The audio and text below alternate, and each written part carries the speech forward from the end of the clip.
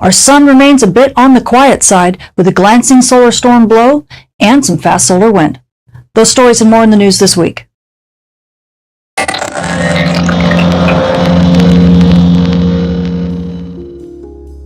If you want to learn how weather from our star causes impacts at the Earth that shape the future of our world, join Professors Dr. Jenny Meehan, Michael Cook, and myself as we guide you through a space weather certificate program like no other. To enroll in the Space Weather and Environment Science program offered at Millersville University, go to millersville.edu/SWEN. It's weather for the 21st century. This forecast also sponsored in part by CW Ops. Our sun keeps things on the quiet side this week. As we take a look at our Earth-facing disk, we do have a lot of active regions and a lot of snake-like filaments all over the disk, which we're watching quite carefully, but none of them have erupted yet. Now, the sun is giving us a lot of solar storms, but none of them have been directed towards Earth. So we're seeing a lot of interesting stuff on the sun's far side. But we do have back on the 7th, near region 3425, bam, right there it fires an M2 class flare and launches a solar storm that looks like it's mainly going to the east of Earth, although we could get a little bit of something along with the fast solar wind that we're going to be seeing from several of these finger-like coronal holes. We have one in the north, one in the south, and then one in the equatorial region. That's going to be giving us some pockets of fast solar wind over the next, possibly week or so, and that can give us a little bit of aurora, maybe down at high latitudes, probably not mid-latitudes. The wind isn't going to last long enough. However, we do have more regions on the sun, the east limb of the sun, that look like they're also solar storm producers, and we definitely have a couple regions on the sun's far side that look like they could be big storm players once they rotate back into Earth view, which could be in about a week from now. Switching to our M-flare and dayside radio blackout threat meter, as we take a look at the X-ray flux over this past week, we've been hovering right about the seafloor, and by proxy that means that the solar flux continues to be high. Amateur radio operators, you should be enjoying some decent radio propagation on Earth's dayside. Now granted, we've had a few M-class flares here and there. They've been low-level flares at about an R1 level radio blackout, but they've been few and far between, and most of the flares have been sitting around C-class. So this means the noise on the band should be a bit quieter than what you've been having over the past few weeks when we had some bigger flares going on. But still, the radio blackout threat is still in the moderate range, so you could still get a single pop here and there, but most likely conditions will continue this way over the next week until we see some bigger flare players that are on the sun's far side. Switching to our solar storm conditions, we've been pretty quiet over this past week or so. In fact, the last time we actually reached storm levels was clear back on the 2nd and the 3rd, and this was due to a couple fast solar storms that hit us. However, the magnetic field really wasn't all that strong in those storms, so sadly we didn't last at storm levels for very long before things quieted down. Nonetheless, it was good enough to give us a bit of aurora clear down to mid-latitudes for a short while. Meanwhile, things since then have calmed down quite a bit. We have had a couple mini solar storms hit us, and that's what bumped us up to active conditions a couple times, but didn't last very long at all. And then we've just been hovering between unsettled and quiet conditions since then. However, we do have the pockets of fast solar wind that are going to hit us, and that could easily bump us back up to active conditions. So aurora photographers, especially if at high latitudes, you will get a chance again here over the next few days. But if you're at mid-latitudes, most likely the story is going to remain pretty much as it is now. And although the aurora chances as of late have been a little bit on the slim side, nonetheless we've managed to have some gorgeous aurora cleared down deep into mid-latitudes, even from some of these weaker solar storms. So let me share a little bit with you, like this gorgeous shot from Ontario. And we've had gorgeous aurora in Quebec. And aurora was seen in Manitoba. This is all during that solar storm back on the 2nd and 3rd. And we had gorgeous aurora in Alberta. And aurora was even seen in British Columbia. And as we dip down into the United States, aurora was seen in Maine. And it was also seen in Michigan. We had aurora in Wisconsin. and it was seen in Washington State. We also had aurora, believe it or not, in Illinois, and it was seen as far south as Missouri, and possibly even Kansas. And as we dip down under into the aurora australis, aurora was seen all over New Zealand, and it even made it as far north as Perth, Australia. So what else does our sun have in store for us this week? Well, we can no longer rely on stereo to give us the far-sighted images of the sun, so we need to rely on HMI and AIA images of the sun about 2 weeks ago, along with the JSOC HMI helioseismology far-side viewer, to get an idea of what regions that once were on the Earth-facing disk of the sun are now on the far side and surviving their far-side passage. And as we take a look at that disk, we can see regions 3405 and 3411, these regions are about to rotate back into Earth view. In fact, when we look at the helioseismology far-sighted viewer, you can actually see the dark regions. There's definitely some growth there. So these regions could be contributing to some of the solar storms we've been seeing fired on the sun's far side. Now, the other region we're watching is region 3413. This region actually is rotating about center disk right now, so that means it's going to be about another 5 or 6 days before it rotates into Earth view.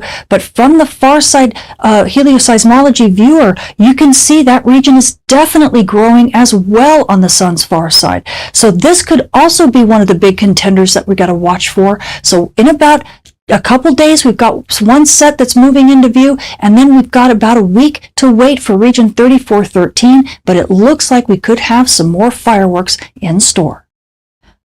Switching to our moon, we are now passing through the third quarter phase on our way to a new moon, with the new moon being on the 15th. So night sky watchers, if you want to catch those dim objects in the sky, now is your perfect chance.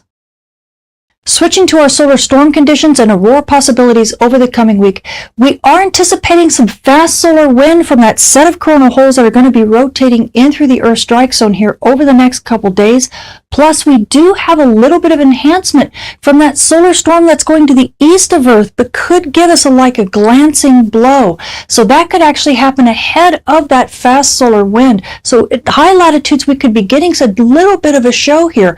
NOAA's expecting minor storm conditions with up to about a 20% chance of a major storm, and this will be over the 12th and the 13th before things begin to calm down. But like I said, we might get a little bit of something ahead of that. Now at mid-latitudes, it's not quite as rosy a story. We are only expecting unsettled conditions, but we do have up to about a 10% chance of a minor storm, and we could get active conditions on the 13th, according to NOAA. We'll definitely have to see if these pockets of fast wind will be fast enough to really bump the levels up there. So only if you're a dedicated aurora chaser should you chase if you're down at mid-latitudes. Switching to our solar flare and dayside radio blackout outlook over the coming week, we do have a lot of active regions in Earth view, including a few that are big flare players that we're watching, mainly regions 3425, 3423 and 3421, but a couple others we're paying attention to as well. But all of that activity is keeping that solar flux in the mid-150s right now, and that's the way things are going to continue easily over this next week.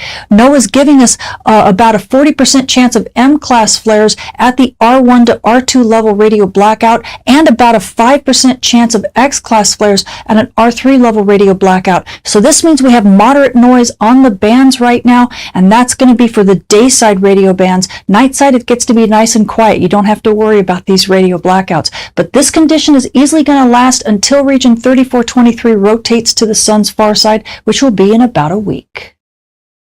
Switching to our radiation storm and polar aviation outlook over the coming week, everything is in the green this week. We are sitting at the D1 normal range for you aviators, and this is at flight level 360, and for everyone else, we're at the quiet S0 range, and likely these conditions are going to continue over the rest of this week. NOAA's only giving us about a 5% chance of a radiation storm over the next few days. Now that risk may rise as we move to the end of this week as region 3423 begins to rotate to the west limb, but for the most part, all you frequent flyers and high-risk passengers, it looks like you're in the clear, and you pilots, it looks like you get a bit of a reprieve.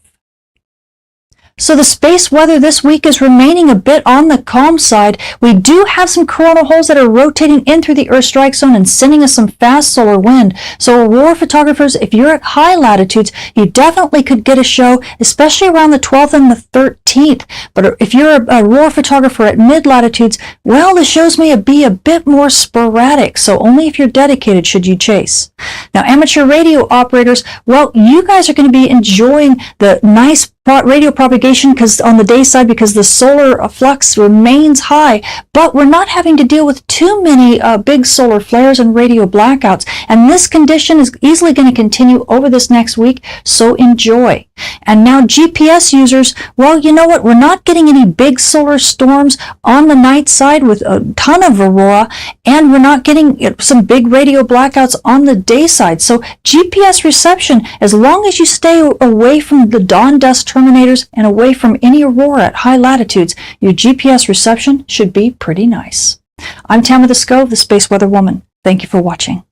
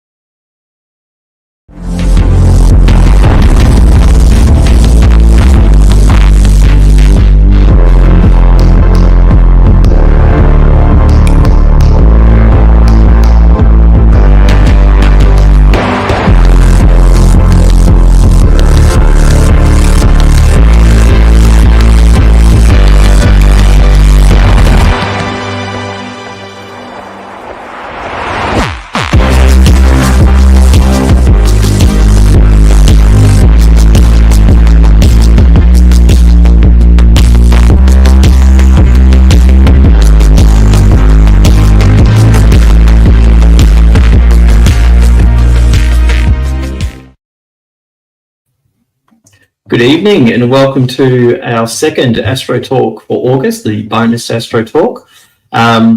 It's the last talk before we're back at Muir Hall at the Royal Botanic Gardens. So we're very excited to be back there in September. Before we begin though, I'd like to say that in the spirit of reconciliation, the Astronomical Society of Victoria acknowledges the traditional custodians of country throughout Australia and their connections to land, sea and community. We pay our respect to their elders, past and present, and extend that respect to all Aboriginal and Torres Strait Islander people today. The AAC loves bringing you these streams, and we couldn't do it without your support. So remember, if you're enjoying tonight's stream on Facebook, you can donate stars. On YouTube, you can donate stickers, and all donations, no matter how large or small, help us bring these streams to you.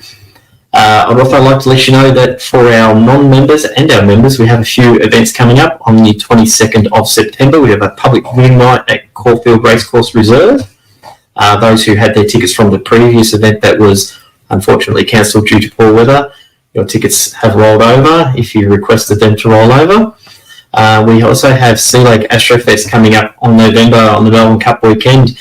Don't think there's much accommodation left in Sea Lake, but there are still some tickets left for the events and for the viewing nights. So if you're keen to see the stars out at Lake Tyrrell and be shown objects through the night sky, be sure to grab a ticket to that. For our members, we have our Galactic Centre Star Party coming up on the 16th of September at the Leon Mount Dark Sky site, and tickets for those events are available on our website. With the formalities out of the way, let me introduce you to Professor Lisa Harvey-Smith. Lisa is an award-winning astrophysicist and author with a talent for making the universe accessible to all. She has published more than 50 research papers in astrophysics and played a key role in the development of the Square Kilometre Array and Australia's SKA Pathfinder telescopes. She's a member of the advisory group to the Australian Space Agency, the Questacon Board, a professor of practice at the University of New South Wales, and is the Australian Women in STEM Ambassador. Lisa also, I've already said she's an author, haven't I? So she's written many books, and one of those books she's here to discuss with us tonight, and that is the Universal Guide to the Night Sky. And tonight's a little bit different in that it won't be a presentation talk. It's going to be more of an informal conversation between myself and Lisa and you, the viewer. So we've got some questions we're going to have a chat to Lisa about. And if you've got any questions to ask, please pop them in the chat and we will absolutely get to them if we can. Lisa, welcome to the stream. Hey Mark, hey everyone, nice to see you. So I've just let everybody know that it's a little bit different. We're going to have a bit of a chit chat and talk about you. So it's all about you tonight. And I thought I know it's all about sure you've done these before. So first off, just you were born in Essex in England and you left school at the age of 11 and taught yourself at home. How did that happen? Yeah. I think that's a bit unusual. But look, you know, home education's a great thing. It's been around for a while, and I went to my local primary school, lived in a small village, and my mum ran the primary school in the next village, so she was the head teacher, and so I went to that school, and it was terrific, amazing, really, really great little school. But I went to a local high school when I was 11 and sort of had a look around. There wasn't much choice in terms of where you could go to school, so it was just really one place. And I noticed that they had a lot of gender segregation. There were like a lot of rules saying boys can't do this, girls can't do that, and everything was very scripted. And when I got home, I was sort of talking to my dad about this. And one of the main things was as well, like the school uniform, and that was very gendered, and the girls couldn't play football, and that was something that was really important to me. So I got home and discussed it with my dad, and he said, well, why don't you learn at home and just read books and discover things through through osmosis through the world. And so yeah, I had the University of Life for a number of years, 11 till 16 years old. I didn't have any formal tutoring or teaching. Nobody taught me things. I just sat and read everything I could get my hands on. You know, went through the sort of workbooks that schools have and that kind of thing, and I played music, and I discovered poetry and philosophy and all the things that, you know, you can enjoy in terms of learning. And I discovered the night sky, and it was, you know, really part of that environment of openness and learning what I was interested in. And as a young kid who was starting to get quite obsessed with astronomy, actually, to really go deep into it, and I think that really helped me. Because as you know, there's not a lot of astronomy in the school curriculum, and I really benefited from being in that environment where I could just explore what I really cared about. That was terrific. What you love. There's not a lot of astronomy in the school curriculum these days today, which is a little bit unfortunate. But saying that, there's not a lot of astronomy in school. You joined your local amateur astronomy society in 1992, the Braintree Astronomical Society, and that's where you first learned to use a telescope. So I have a question of what was it like as a young woman joining a very male-dominated hobby? Yeah, I was. Yeah, as I say, I was into astronomy, and all I had was kind of my eyes and this old Norton Star Atlas. It was a type of star atlas that obviously the internet didn't exist back then. Yes, kids, that's a real thing. So I just had this 1952 version of a star atlas, which was, kind of musty smelling and old and a bit mouldy and had brown spots on it. So that was kind of my only connection to astronomy. So yeah, my dad found this little card in the local library, and it said Braintree Astronomical Society meets every fourth Wednesday of the month, or whatever it was. And so I went along. My mum took me to the next town. So it was quite a long drive. One evening, it was quite late, I remember, past my bedtime probably, and we had a lecture by one of the members on, I don't know, his, collimating his telescope or whatever it was, his little gizmo or something that he'd built in his back garden, and I just loved it. It went along, 12-year-old girl. It was just wall to wall, 70-year-old men. Like, it was just, but I felt welcome. I felt really different from everyone else, but it was very much the old days. And we were in this old sort of telephone exchange building, like an old hall, and all these old dudes, and this 12-year-old girl kind of rocked up and said, "Hey, I want to do astronomy," and they were so nice, and we ended up doing loads of trips out to the telescopes, observatories that they had. I got lent a telescope, 10-inch Dobsonian, I think it was, and that was just magical to learn how to actually use a telescope, the workings of it, how the sky rotated.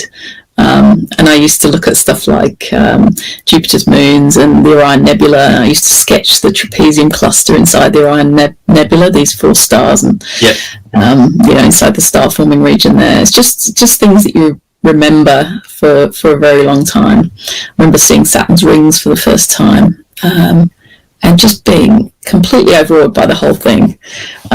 So, they often say you can't be what you can't see, but it's not completely true, because I think I had a lot of role models who maybe weren't like me, but were very kind to me and patient. But it must be very nice to be a member of something like ASV, because you've got such a big membership and such a diverse membership, and that's a lot more welcoming and safe for a lot of different people. So that's great. It is a very large membership. I think we're nearly 1,800 members. And we were like 10, 15 people sometimes. It was a bit different. It's hard to try and get something for everything, though, with that many members. We do our best. But so you used a telescope, unlike many astrophysicists. So you're a rarity in the field of astrophysicists, because most of them don't look through telescopes. Well, a lot of astrophysicists were never amateurs, and for me, an amateur astronomer is the pinnacle.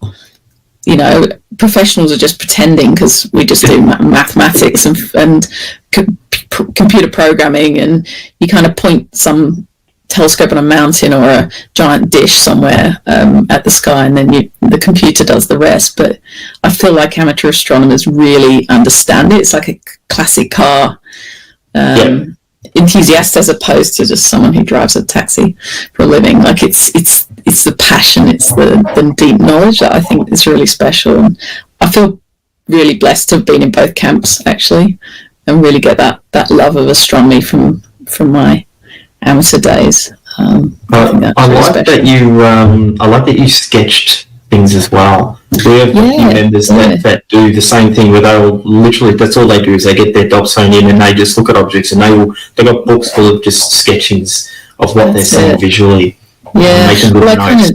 I kind of learned that from Patrick Moore, who was a British amateur astronomer, very prolific writer, author and broadcaster. And he, in his books, he used to have little circles that you could fill in, things like the planets or just an eyepiece, and you could just sketch in what you were seeing.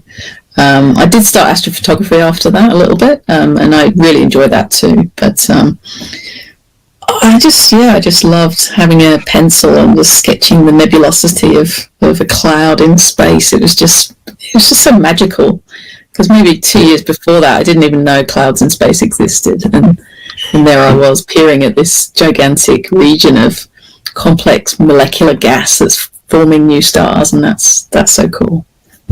I love that a lot of people who see the Large and Small Magellanic Cloud for the first time are very much the same, not realising that it's actually two other little galaxies, not just some cloud patches moving through the sky. Because you're just not used to seeing it. You don't know that they exist. That's it. It's brilliant.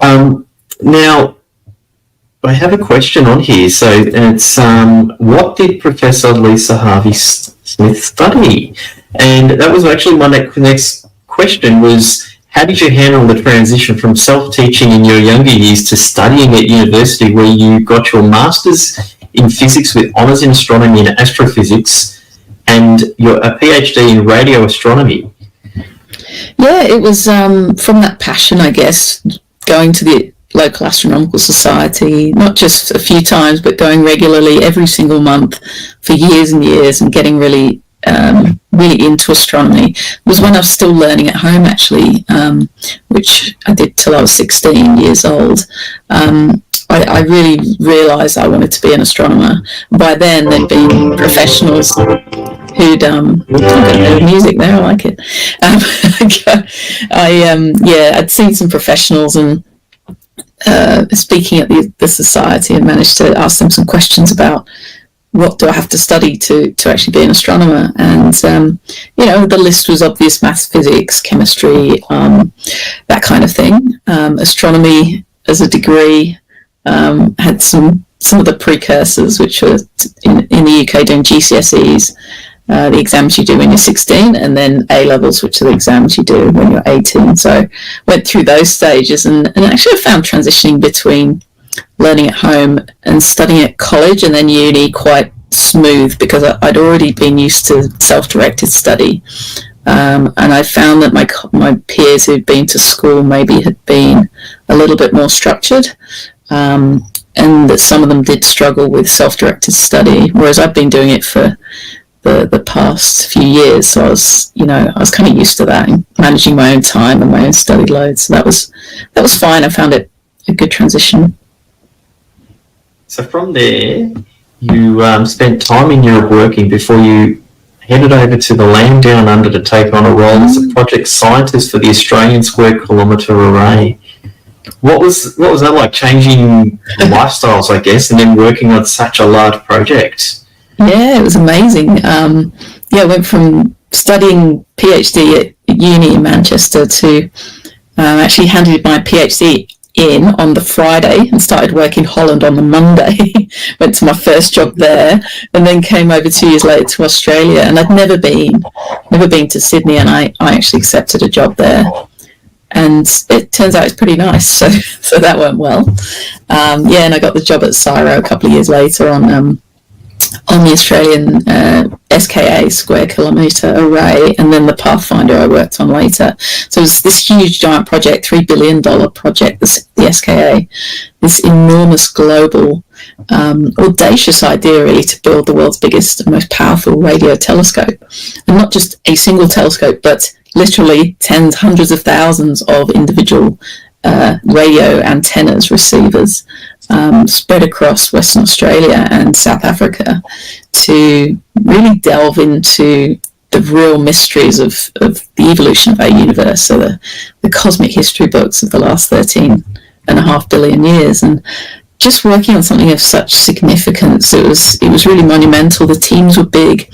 they were very diverse. They had a lot of engineers and project managers and infrastructure experts and people who, work with communities and different stakeholders in the region, like mining companies and traditional owners and communities. And it was really, really interesting, a great learning curve for me as a scientist, that science isn't just, sitting waiting for someone to build you a telescope and hand you a piece of software to magically to do your project, but you have to be part of the construction and delivery and the development and design of all the different elements, all the expertise in supercomputing and data storage and transport, all the things that maybe sound a little bit boring and peripheral, but actually really fascinating when you think about it and when you're involved in it. So it was really such a good education in teamwork and collaboration and politics and all the things you don't even think, because someone has to pay for this telescope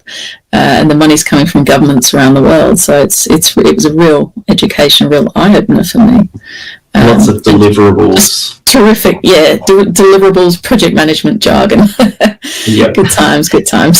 So when we were having a chat the other day, you told a story about how the process involved in going from Sydney to visit the SKA, which I found was quite interesting, and I think everyone else would find, but just the process involved in getting out there just for a site visit. Simple. You just drive to the Sydney airport, and then you fly for 4 hours, whatever it is, to Perth. That's taking you all day, so then you mostly stay overnight, or you fly immediately if you can get the evening flight to Geraldton, which is another hour north. And then you definitely stay overnight in Geraldton, which is a small town by the sea. And then you hire a mine-ready four-wheel drive, which is this real super-duper flashy four-wheel drive with all the safety gizmos and all the, 18 spare tyres and 400 satellite phones and all this rescue equipment. And then you do all this really, really long safety checklists. You check every single component of the vehicle. You do loads and loads of prep. You go to the supermarket and you buy giant 5-litre tubs of water, several of those, food, sat foam, EPIRBs, first aid kits, and then you drive for 4.5 hours on dirt tracks out into the bush on dusty red roads, and there are giant monitor lizards walking across the road, and there are cows the size of a horse, like gigantic cows out there. This cattle station is where it's actually at, and just huge emus running around the joint. It's just an incredible experience, and you drive out 4.5 hours, get to Bullardy station where you stay overnight.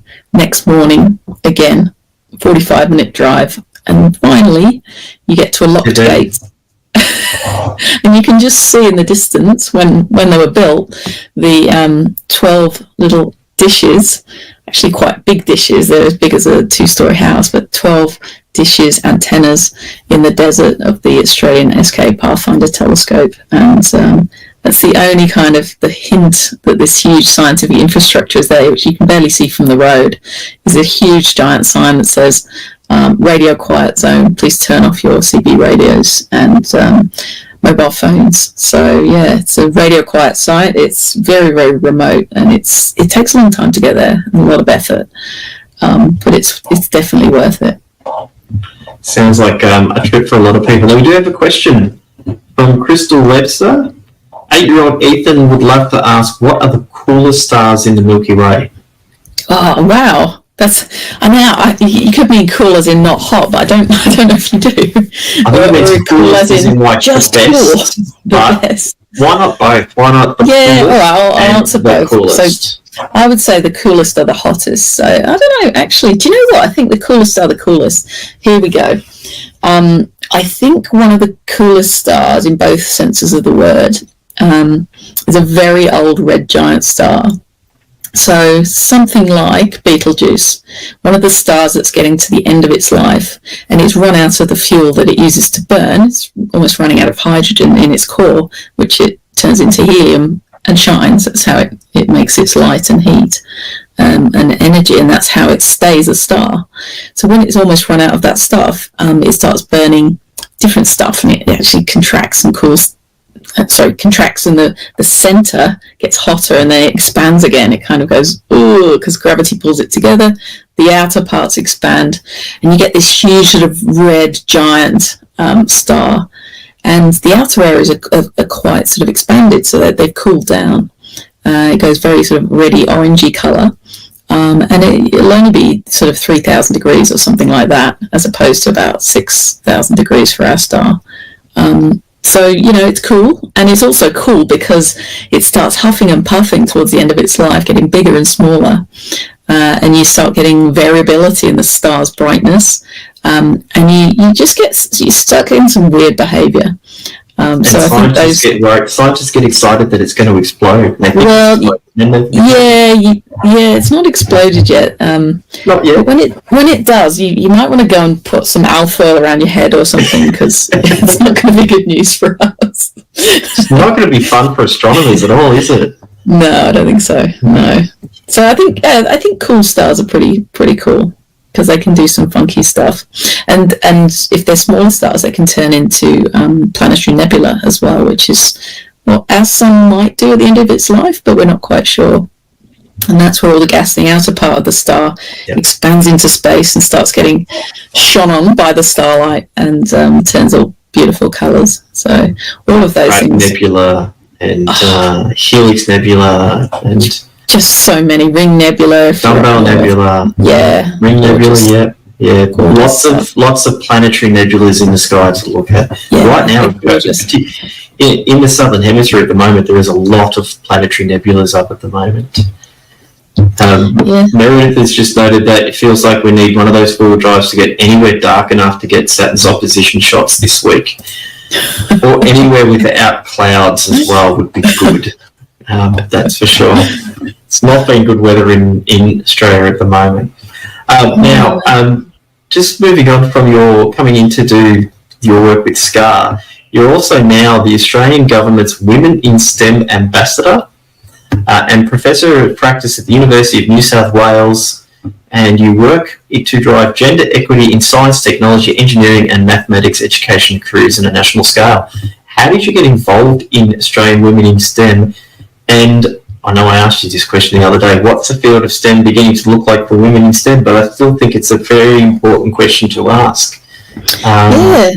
It's an interesting one. Some people might think, well, what does a Women in STEM ambassador do? But, we see it in the figures. Even this week, there was a really good article in the newspaper that I commented on in Sydney Morning Herald the other day, just showing that things like, although we're getting towards parity in science and math study at year 12 between young men and young women, there's still a lot of inequity in a lot of subjects. So engineering and IT, huge number of young men study that at year 12, hardly any young women. And when you look at the science curriculum, so the actual curriculum dictated by the states and territory education authorities, the science curriculum hardly mentions any women, even though hundreds of thousands of women work in science and make discoveries all the time. We still kind of get this old, in schools, we get this old sort of boring way of teaching science that's been the same for hundreds of years, which is that you teach about the discoveries of white men from Europe, and that you ignore anyone else from anywhere else in the world, and you've put those discoveries at the forefront, and you don't mention any contribution by anyone else, and that's culturally wrong. It's just incorrect. It's culturally insensitive, and it doesn't reflect real science and who does science, and of course it's gendered. So, frankly, why in the year 2023 are we still teaching young people that the greatest discoveries in science were all done by men? They were all from Europe. It's just rubbish. We know all great mathematics comes from originally from the Middle East. We know that Aboriginal people and Torres Strait Islander people in this landmass that we're on today have been doing science for tens of thousands of years. We know that Indigenous peoples all over the world have passed down and created and curated knowledge for tens of thousands of years. So it's just so boring and so straight to just say, oh, all this stuff was done by Maxwell and Newton, and that was the only stuff that was ever important. So anyway, all this stuff, very important that we recognise that science is a team sport, and that everyone should have a place in science and technology. STEM as a whole, science, technology, engineering, and maths, it has a lot of variation in who feels safe and who actually takes part. There's a lot of ways that people are excluded from STEM. Like when I went to university, I walked into my lecture theatres, and often I was the only woman out of dozens and dozens of students. I was taught by absolutely no women in my entire degree, and it was a modular degree, so I had dozens of different lecturers. They were all men, and there were incidents where your gender is actually mentioned and made the butt of jokes and insults, and you just start feeling, well, you don't belong. I managed to persevere in that environment, but it's, why should you need to persevere? Why should you need to fight against the system? So we just need to make the system better, both in education and in careers. We know that women experience sexual harassment more often than men do, although anyone experiencing it is very important to tackle. So it's really about making education systems better. It's about making workplaces better, and that means better for everyone, because nobody likes a toxic workplace. Nobody likes systems and structures that stop you doing great science, whoever you are. Nobody wants half the human population to be excluded from engineering for some unknown reason. It just doesn't make sense. So yeah, my role is to sort of work with the government, do research, create tools, projects, advice, and really help create a better STEM ecosystem so everyone can participate equally. And that's a big job. Is that part of that Include Her STEM? I've noticed there's a lot of Include Her STEM being pushed around social media at the moment. Yeah, that was the report that came out this week. Yeah, it's a really good one. It's led by Dr. Kat Ross, an astronomer. And yeah, she's led this work for a little while, and we chatted about it for the last couple of years. But she's done all this research, and with her colleagues, found that the curriculum is so skewed against women's achievements and discoveries. Even Marie Curie, who got 2 Nobel Prizes, she's the only person to do that. She wasn't mentioned in certain curricula. It's just egregious, and it's ludicrous nowadays to not even notice this. Is incredible when you're creating a curriculum and you're trying to create a world where people feel not excluded. And a friend and colleague of mine who is an Aboriginal woman from New South Wales, and she said her daughter had also come home from school complaining that not only were women not included, but the achievements of Indigenous, First Nations knowledge holders and scientists were not acknowledged either. And again, it's just not good enough. It's just incorrect to present such a skewed view of reality to kids. I would agree, and that sort of leads into, I guess this is all part of the Future You Australia. Is that linked in with that, or is it? Yeah, absolutely. Yeah, so as part of my role as Women in STEM Ambassador, I get a grant from the government to do the work that I do and to build teams to do research, but also to run programs. And our great program for young people is called Future You. futureyouaustralia.com.au. You can actually go on the free website paid for by this grant. So it's all free. It's all curriculum linked, and it's for young people aged upper primary to middle grades in high school.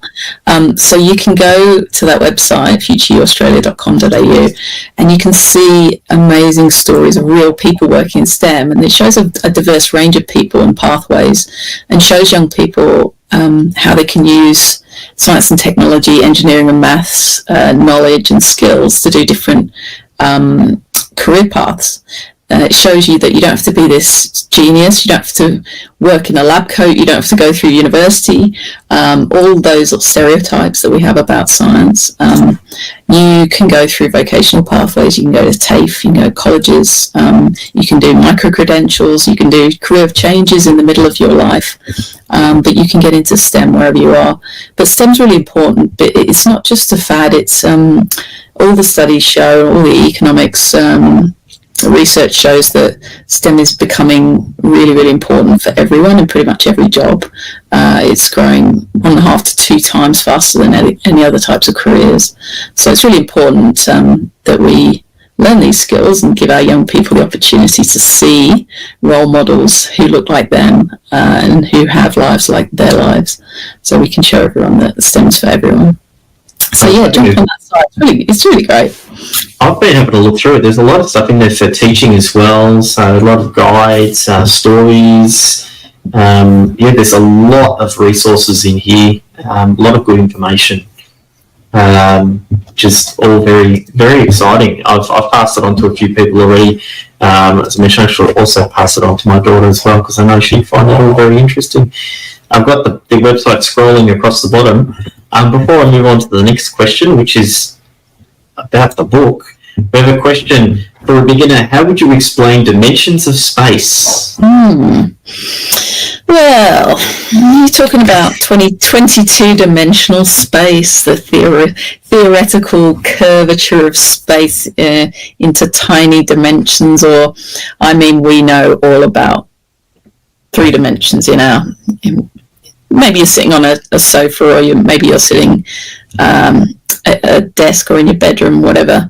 There's up and down, left and right, back and forth. The 3 dimensions we know. There's time, the 4th dimension. And then, theoretical physicists just go nuts with mathematics, and they just decide that, well, if we actually imagine that there are more dimensions, but they're actually curled up really small and we can't see them, and that's a bit of a strange leap, but then certain things fall out, and maybe that we can explain the way that tiny particles work. Maybe we can explain the way gravity works. We can explain things in describing the weird way that light and particles behave as a wave and a particle and things like that. Really strange stuff in quantum mechanics. So it's just kind of an idea that there may potentially be more than the dimensions that we see, and that particles are manifestations of things happening in those dimensions. But hey, no one's proved it yet, and no one's disproved it. So it's just one of those fun ideas that we can all enjoy thinking about, and you can go and our brains explode. It is a bit like that. Yeah, it is a bit like that. One last little comment for you from David Wilbur. My 7-year-old daughter is passionate and excited with anything to do with science. I love what you do to improve young female students' participation in STEM. Thank you, Professor Harvey Smith, for making science cool for the likes of my daughter. Oh, that's a lovely comment. Thank you very much. And I'm sure you do that too, David. Makes it all worthwhile, though, doesn't it? Yeah, it does. It really does. It's lovely, and that's why when I was before my current role, when I was just doing astrophysics, I love writing the books that I write, because it's just that creative outlet, and it's that ability to inspire. That word's probably overused, but to really connect with people, not just young people. I write books for adults as well, but people who may not love astronomy, they may be just learning about it, they may have never seen it before. Young people discovering that there's stuff out there that's so unknowable and unimaginable. I just love that. I love that. Speaking of books, this is the main reason we're here tonight, is your new book, Universal Guide to the Night Sky. Oh my God, which is out now. That's the moon. It's on that side of it, yeah. There's a moon on one side. It's hard to do. This virtual background. It's on that side, yes. Somewhere over here. Tell us a bit about your new book. I mean, it launched yesterday, and that's really exciting. It's my 6th book. It's published by Thames and Hudson. They're a great Australian-based Melbourne publisher, but they're global as well, so being published around the world, which is terrific. And it's illustrated by Sophie Beer, who's a very talented author and illustrator. And look, it's for kids in primary and high school.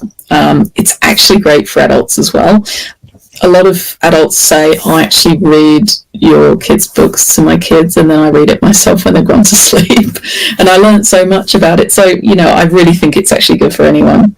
It's illustrated. It's got a bunch of fun facts and breakout boxes. It talks about the night sky and how to actually observe it, what you're going to meet there, what are the different kinds of objects you can see in the night sky as a beginner or as someone who's learning more, and it just takes you through just the wonders of the night sky.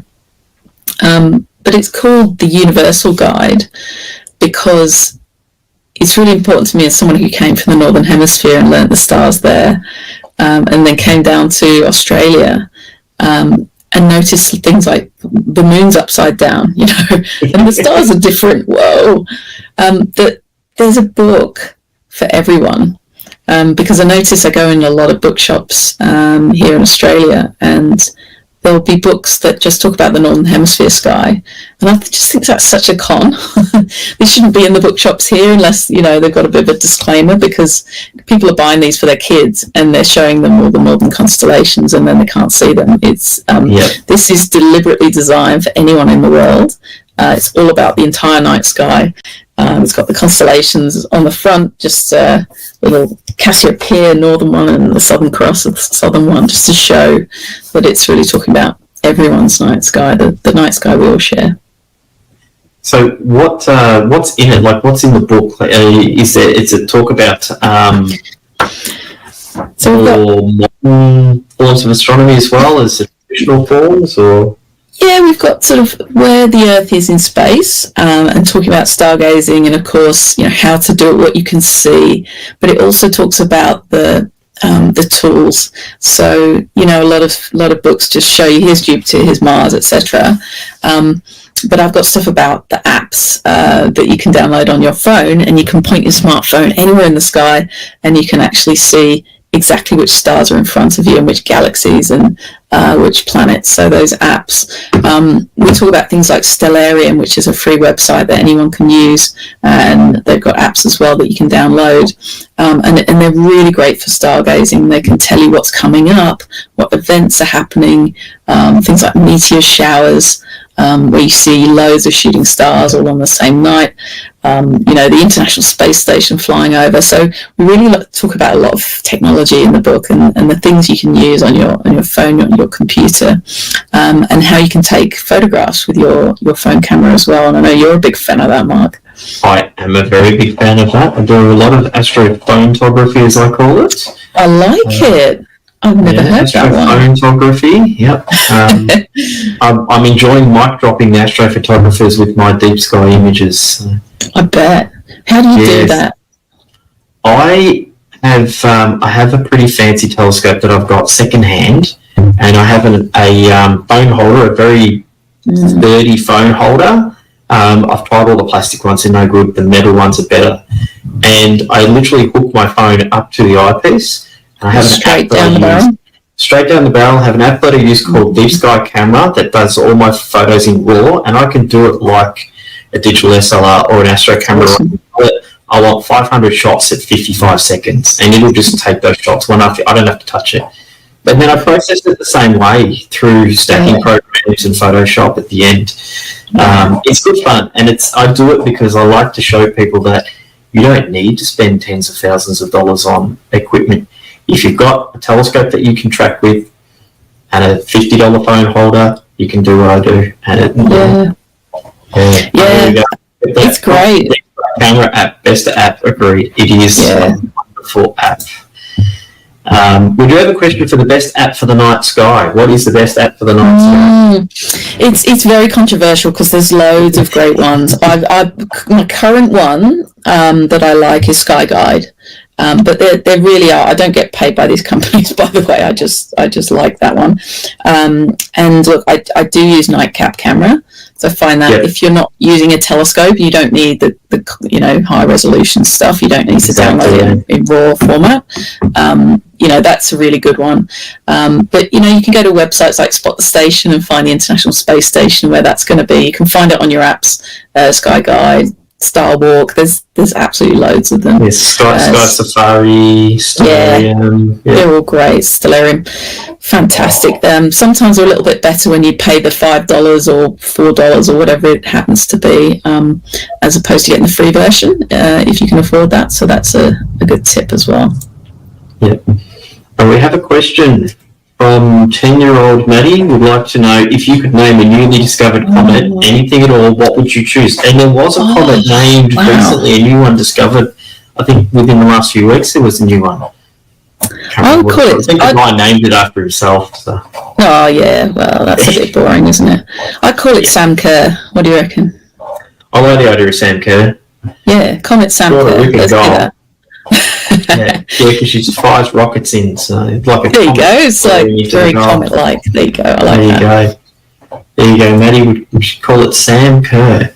Now, is there anything else you'd like to talk to us about the book? Is there anything else in the book that we should keep an eye out for?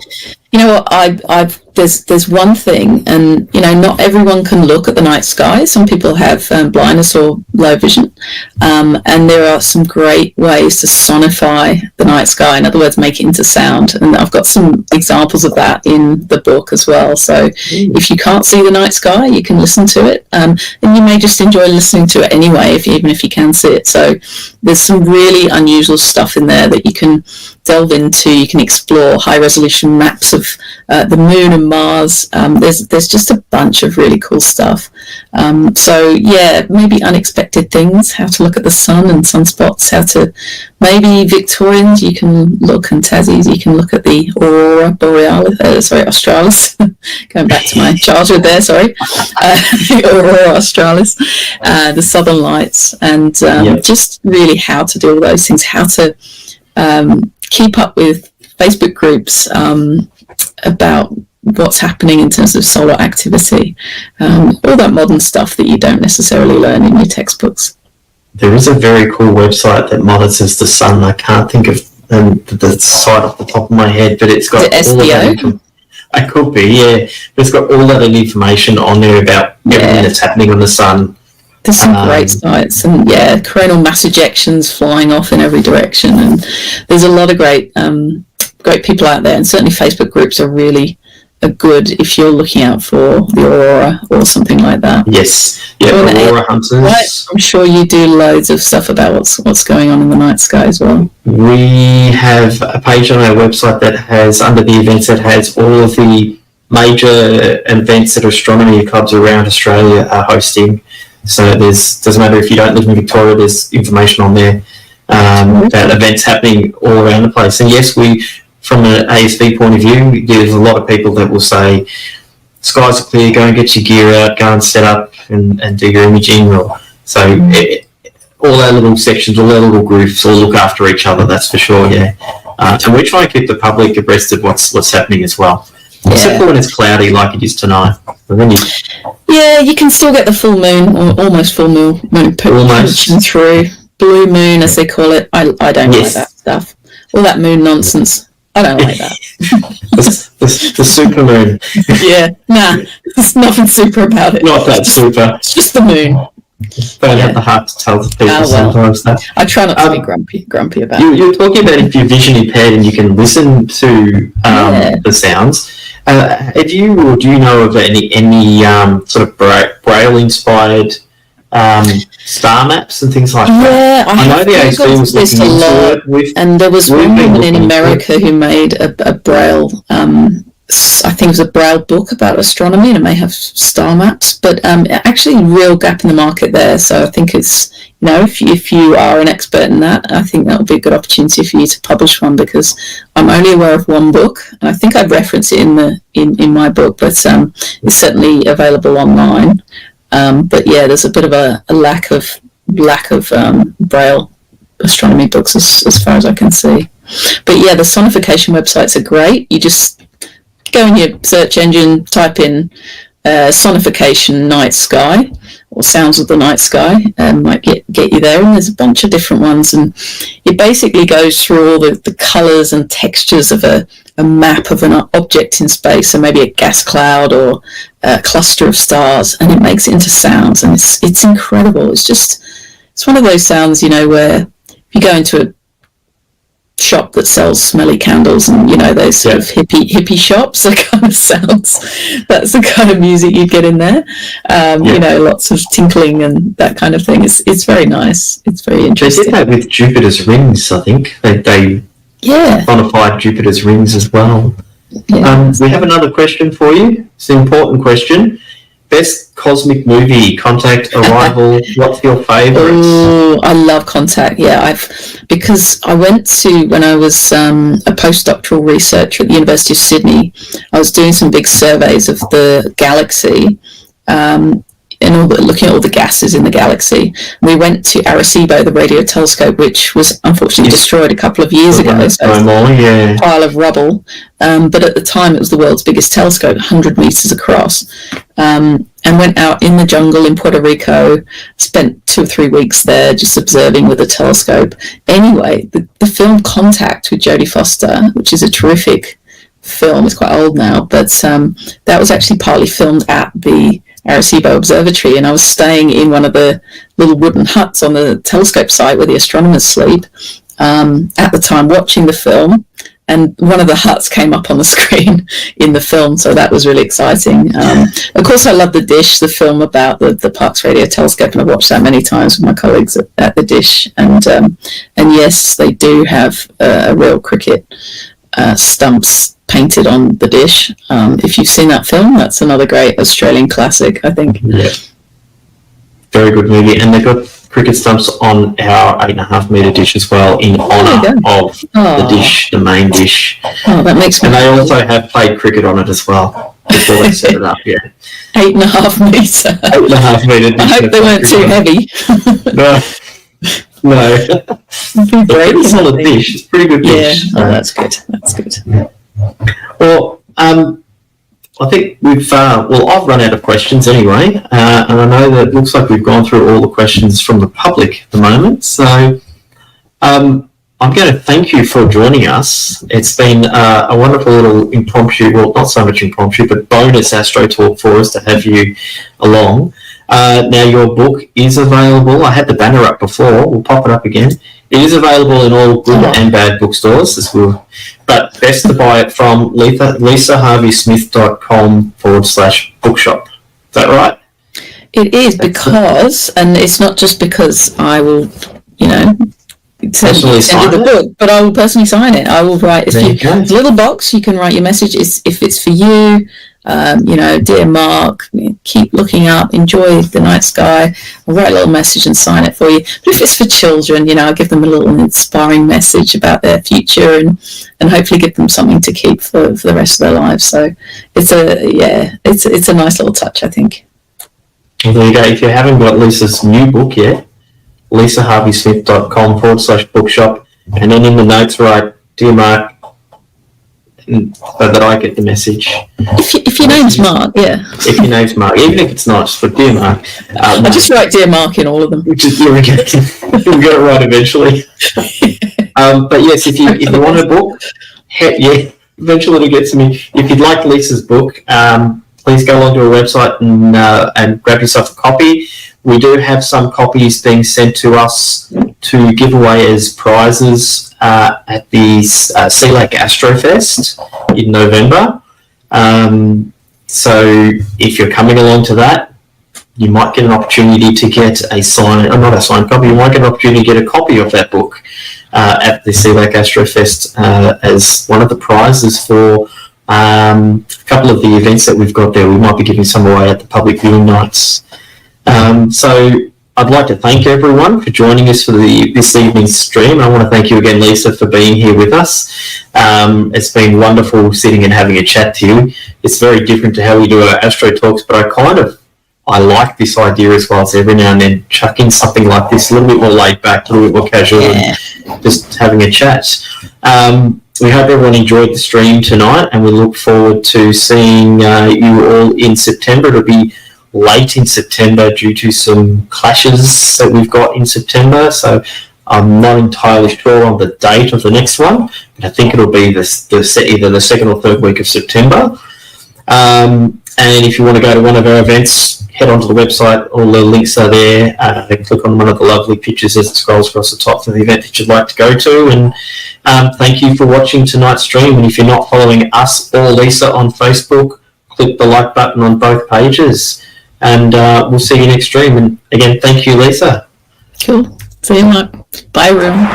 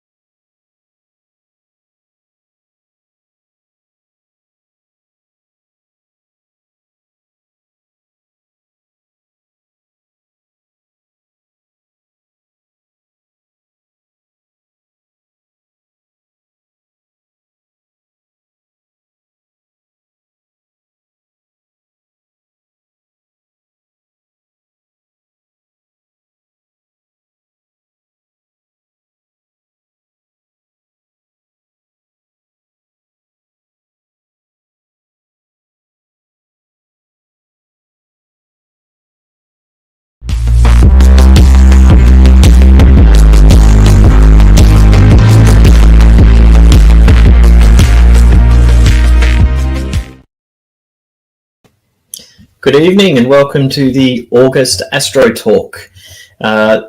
This is the second last Astro Talk before we finally return to Muir Hall after the Lightscape event finishes. The next Astro Talk will be in a few weeks' time with Lisa Harvey-Smith.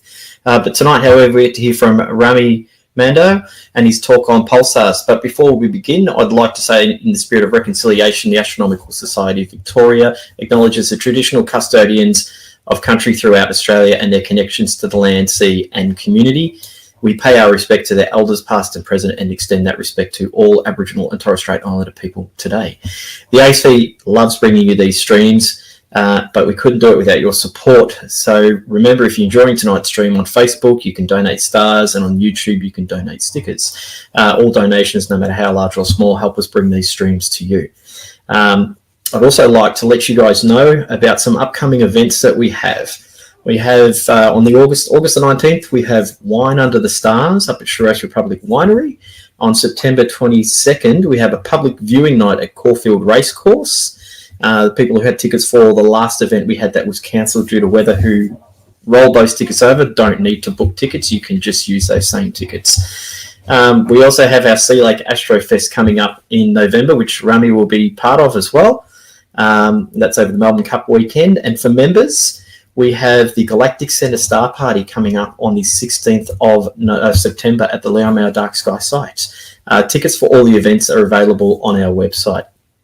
With the formalities out of the way, let's introduce you to Rami Mando. Rami is currently a first-year PhD student with Macquarie University CSIRO, working with Parkes Pulsar Timing Array Project.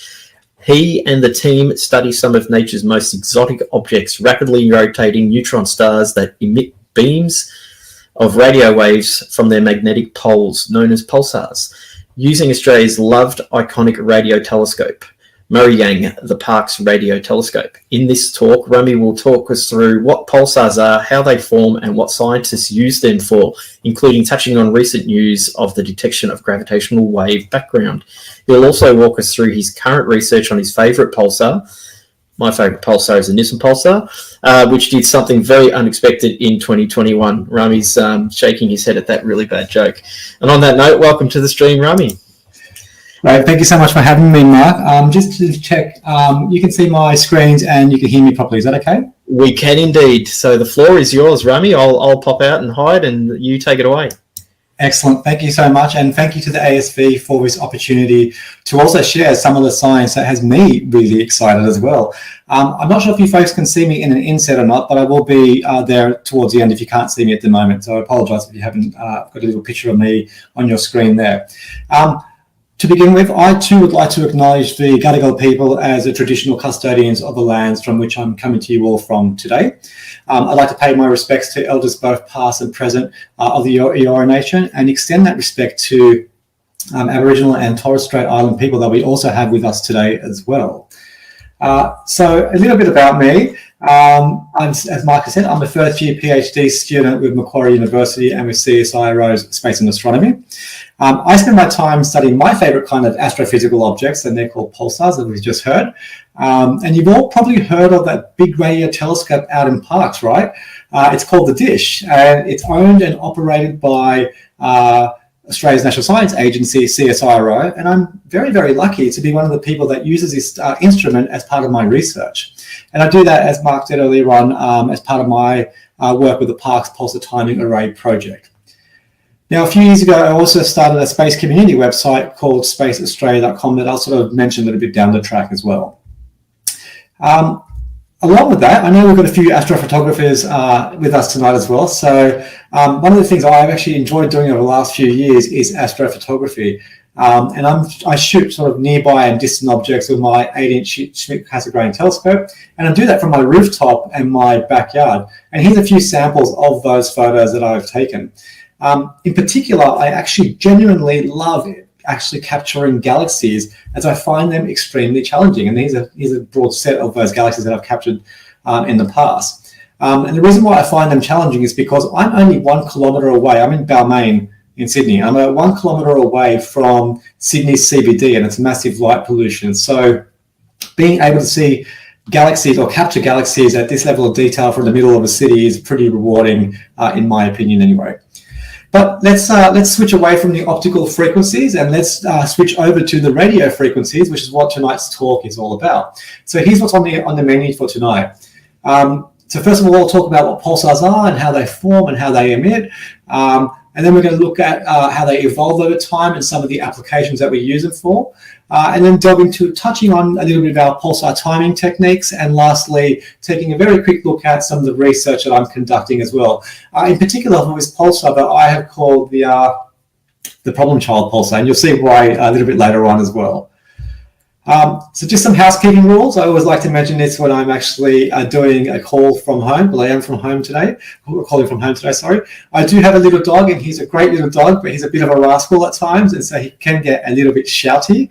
So if that happens, I do apologize in advance.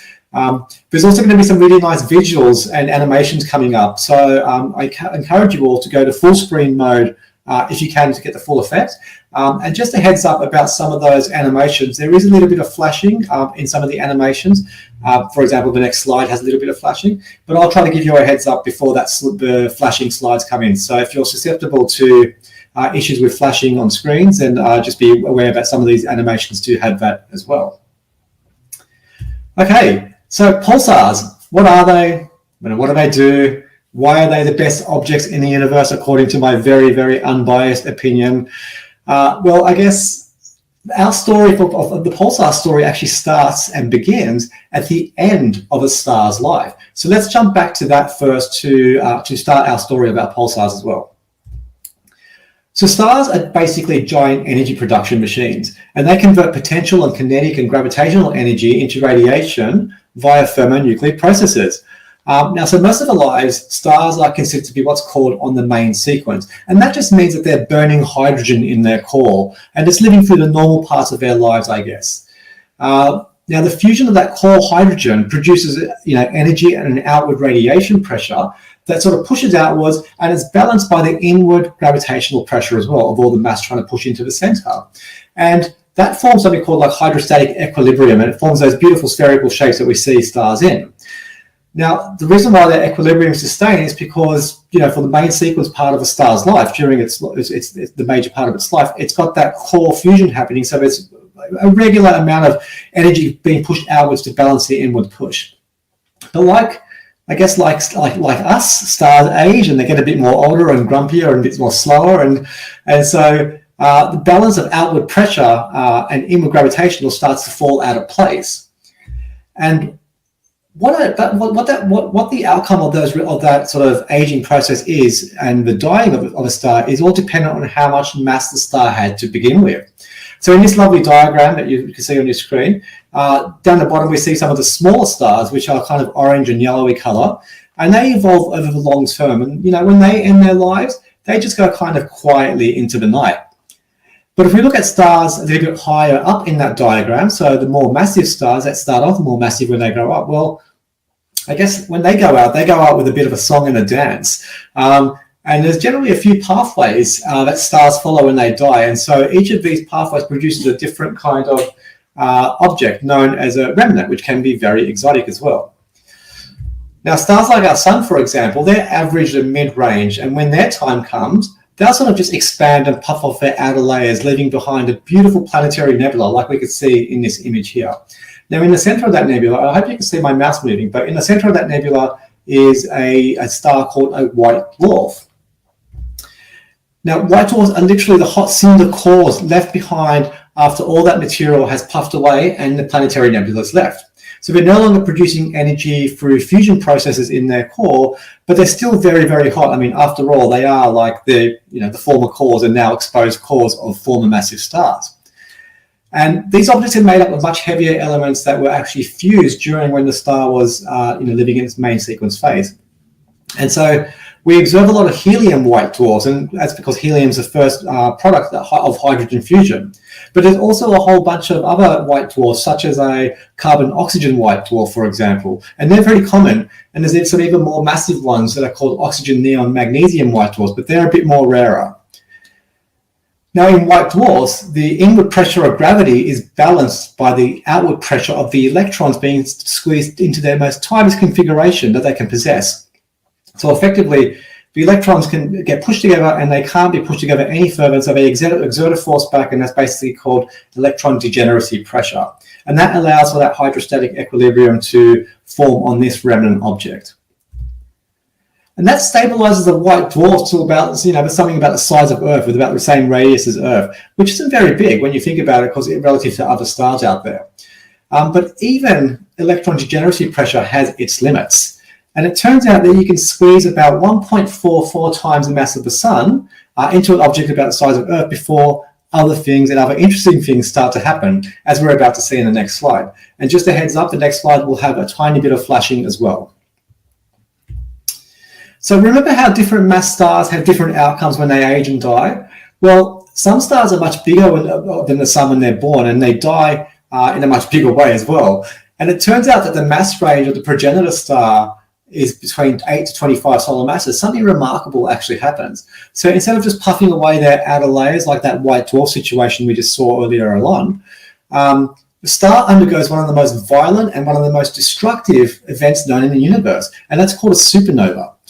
And during this event, the majority of a star is blown outwards into space, and any planets that were orbiting this star at the time are also lost during this process as well. So supernovas can be very bright. They can outshine their entire galaxy at times. And here's an example of that. So in February 2021, I took a photo of galaxy NGC 1566 from my backyard. And that's that top panel there.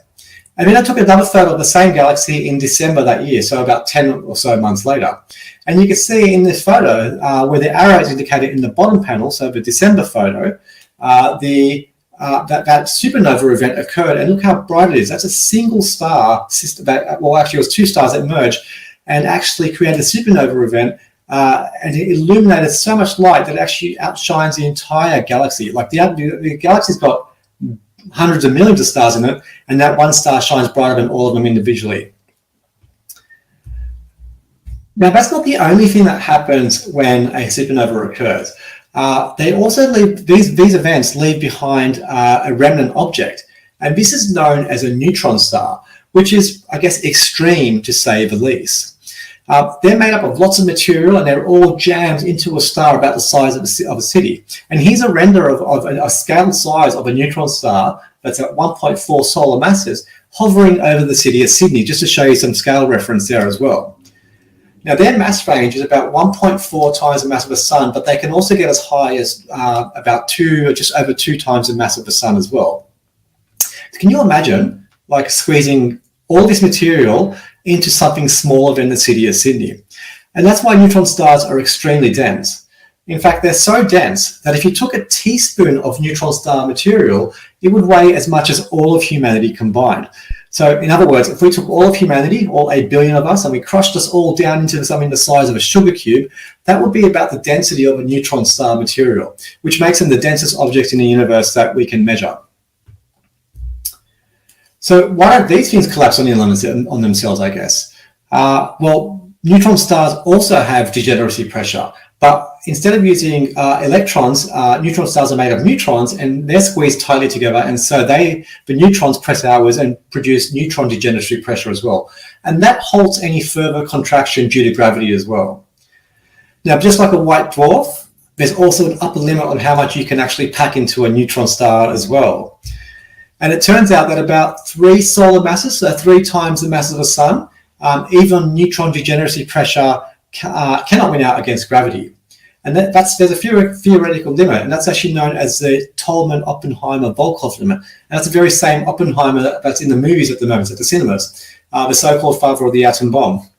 So what their work found out was that when you have a star that's a progenitor star that's 25 solar masses and above, the neutron degeneracy pressure cannot withstand the inward crushing force of gravity during that supernova event, and so the collapse doesn't halt and produce a neutron star, keeps going on and produces something else. And that something else is a black hole. And that occurs when the collapse is so powerful that it crushes all the material down into an infinitely dense point, a singularity that's got such a strong gravitational field, but out to a certain radius that not even light can escape, which is why we call them a black hole. Now, these objects are completely, there's a lot of mystery about these objects. We know a bit about them, and there's many other things that we don't know about them. Some of the laws of physics even break down around them or are right near the centers. But that's a whole other story that we won't go into today, because black holes have their own talk, I guess. So we've heard about white dwarfs, we've heard about neutron stars, and we've heard about black holes as compact remnant objects post-supernova. But where do the pulsars fit into all of this? Well, pulsars are neutron stars. They're just a variety of neutron stars and have very similar properties. So, for example, they have hot surface temperatures. Some of them emit in radio, some of them emit in gamma rays, some of them emit across the whole wide range of electromagnetic frequencies. They've all got powerful magnetic fields. All of them are rotating. Some are in binary systems, and a very few, even have planets around them as well. Now, pulsars were actually discovered by then PhD student Dame Professor Jocelyn Bell Burnell in 1967. And when they were first noticed, Jocelyn and the team thought that it could have been aliens for a couple of minutes there. But when a second and a third pulsar was found, they realized that this was something more natural. Now, unfortunately and controversially, her supervisor went on to claim the Nobel Prize for this discovery, but today we do recognize and pay respect to Professor Bell Burnell as a true person who discovered pulsars. So what makes a neutron star a pulsar, I guess, is a good question to ask. Well, it turns out you kind of need 2 ingredients for that to happen. The first is that the neutron star needs to actually be spinning very rapidly on its axis, which is not very hard to achieve, and that's because the progenitor star, when it collapses, during a supernova event, its radius decreases. And to conserve angular momentum, its angular velocity must also increase. Now, we see this effect here on Earth as well. When we see an ice skater spinning with their arms extended, their radius, in a way, is kind of large. They've got, from arm to arm, they've got a wide sort of radius. But then when they pull their arms inwards, what happens is their radius decreases, but they spin faster on their axis. And that's actually that conservation of angular momentum. So some pulsars are actually spinning extremely fast. And in fact, the fastest spinning object in the universe that we know about is a pulsar. It's a millisecond pulsar, and it's called PSRJ 1748 minus 2446 AD. And it rotates on its axis about 716 times per second. So when you do some simple math, that works out to be about 24% speed of light. So again, mind-boggling when you think about moving 1.4 solar masses at 24% the speed of light. The actual forces involved must be incredible. Now, the second ingredient that you need to make a pulsar is, along with this rapid rotation, is a really powerful magnetic field. And I'm talking on the order of 1 billion or even 1 trillion times that of your fridge magnets at home. And so where do these extreme magnetic fields come from? Well, again, just like the angular momentum, the magnetic flux of the former star is conserved during the supernova collapse event. And so the once very large magnetic field that was sort of spread across the larger star is now sort of compressed downwards and imprinted on a tiny compact remnant, making it extremely powerful. And so when you have these two things, a pulsar is born. Rotation needs to be fast enough to trigger pulse emissions. The magnetic fields need to be strong enough to generate those pulse emissions. And so radio emissions emerge from those magnetic poles of this rapidly rotating compact object. And when those beams sweep past the Earth, much like a lighthouse beam does, we can measure that with radio telescopes. And that's why we call them pulsars, because we see a pulse every time their beam sort of passes our view.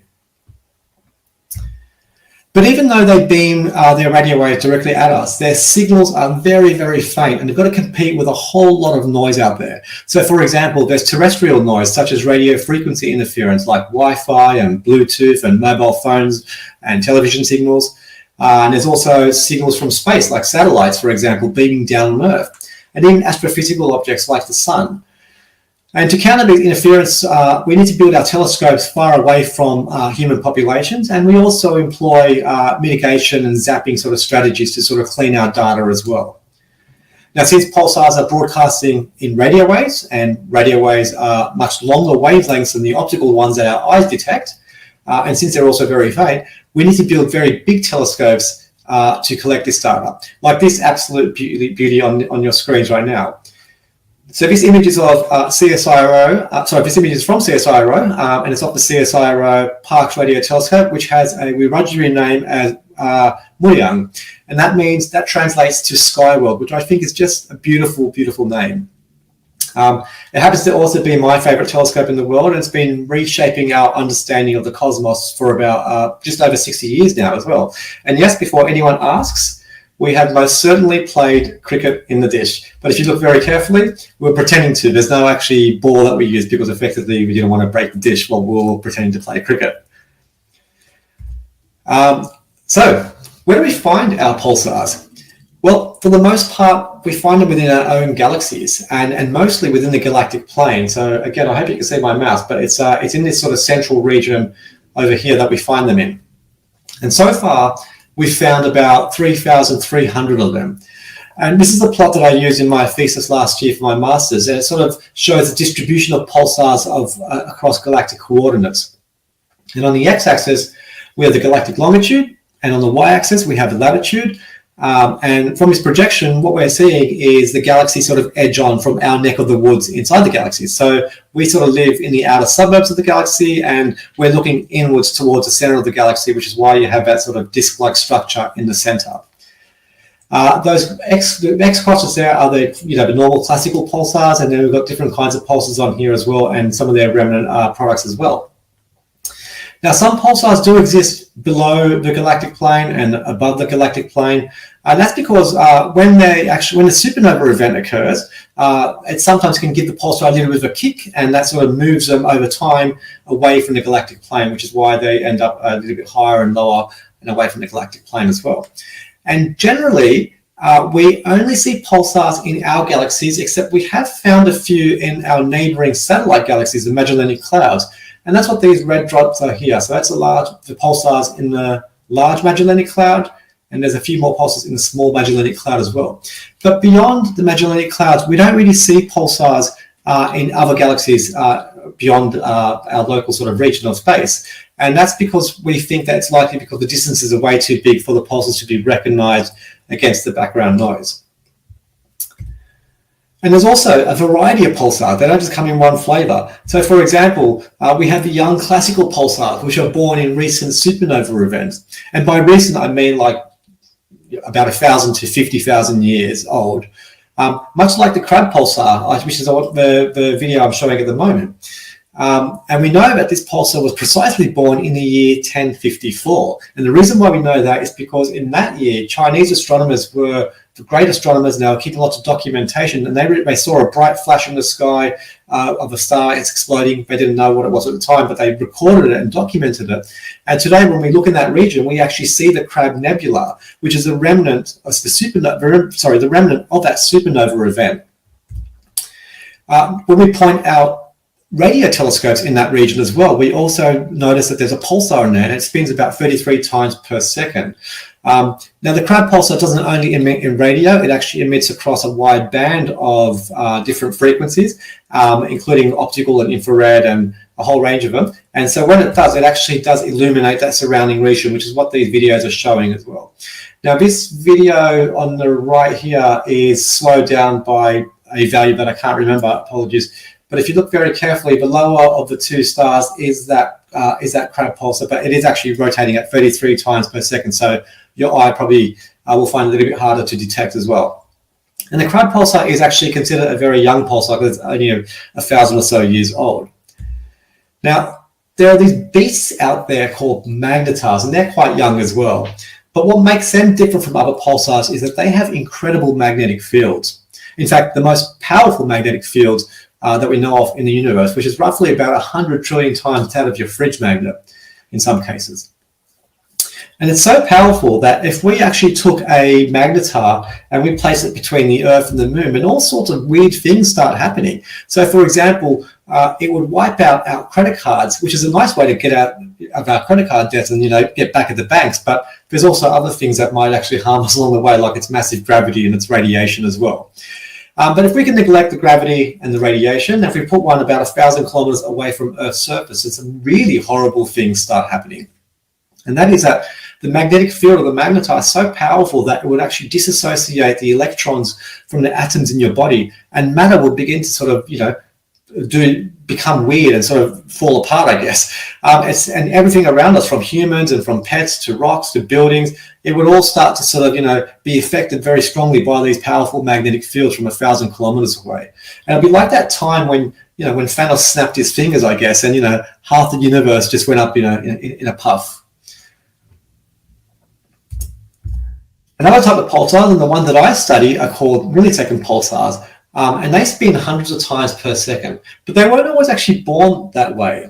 They too were once classical pulsars, and something happened along the way, which we're going to hear about a little bit very shortly as well. And these ones have weak magnetic fields, or weaker magnetic field. It's still very strong from our perspective. And over the long term, they can actually be extremely stable. In fact, they actually rival some atomic clocks here on Earth as well. And one last flavor of pulsar that I want to show, there are more, but one last flavor that I want to show was, I think, the nastiest pulsars of them all. These are the spider pulsars, and they're millisecond pulsars that have these companions that have strayed too close. And so the radiation that comes off the pulsar slowly evaporates the companion. So in other words, the pulsar eats its companion, much like the spiders do here on Earth, the arachnids on Earth. And so these pulsars come in two different types of categories. We have the black widows and their Australian cousins, the redbacks. And each of these categories is dependent on the mass and the orbital period of that companion as well. And so, by observing the different types of pulsars and neutron stars, we can start to get a picture about their populations and their evolutions as well. And you might be thinking, what do you mean evolution? These things already, this is a former massive star that's already dead. There shouldn't be any more evolution, right? But there is actually, and that's because pulsars are always emitting energy out into space. And that doesn't just include their radiation, like their beams of radio waves or their high energy emissions that we measure from Earth. But pulsars also dump a lot of their energy as magnetic dipole radiation into their surrounding regions. And according to the conservation of energy, if that's happening, then the pulsar will slow down its rotation over time. Now, this slowdown is what's known as a period derivative, and it's a very observable and very measurable parameter that we actually have a lot of detail about as well. And here's an example of what that sort of slowdown looks like for the Crab pulsar. So on the x-axis, we have the time, and you can see the year up here. It's starting from about 1970 to about 1990. And on the y-axis, we have the spin frequency, and you can see it over time linearly slowing down.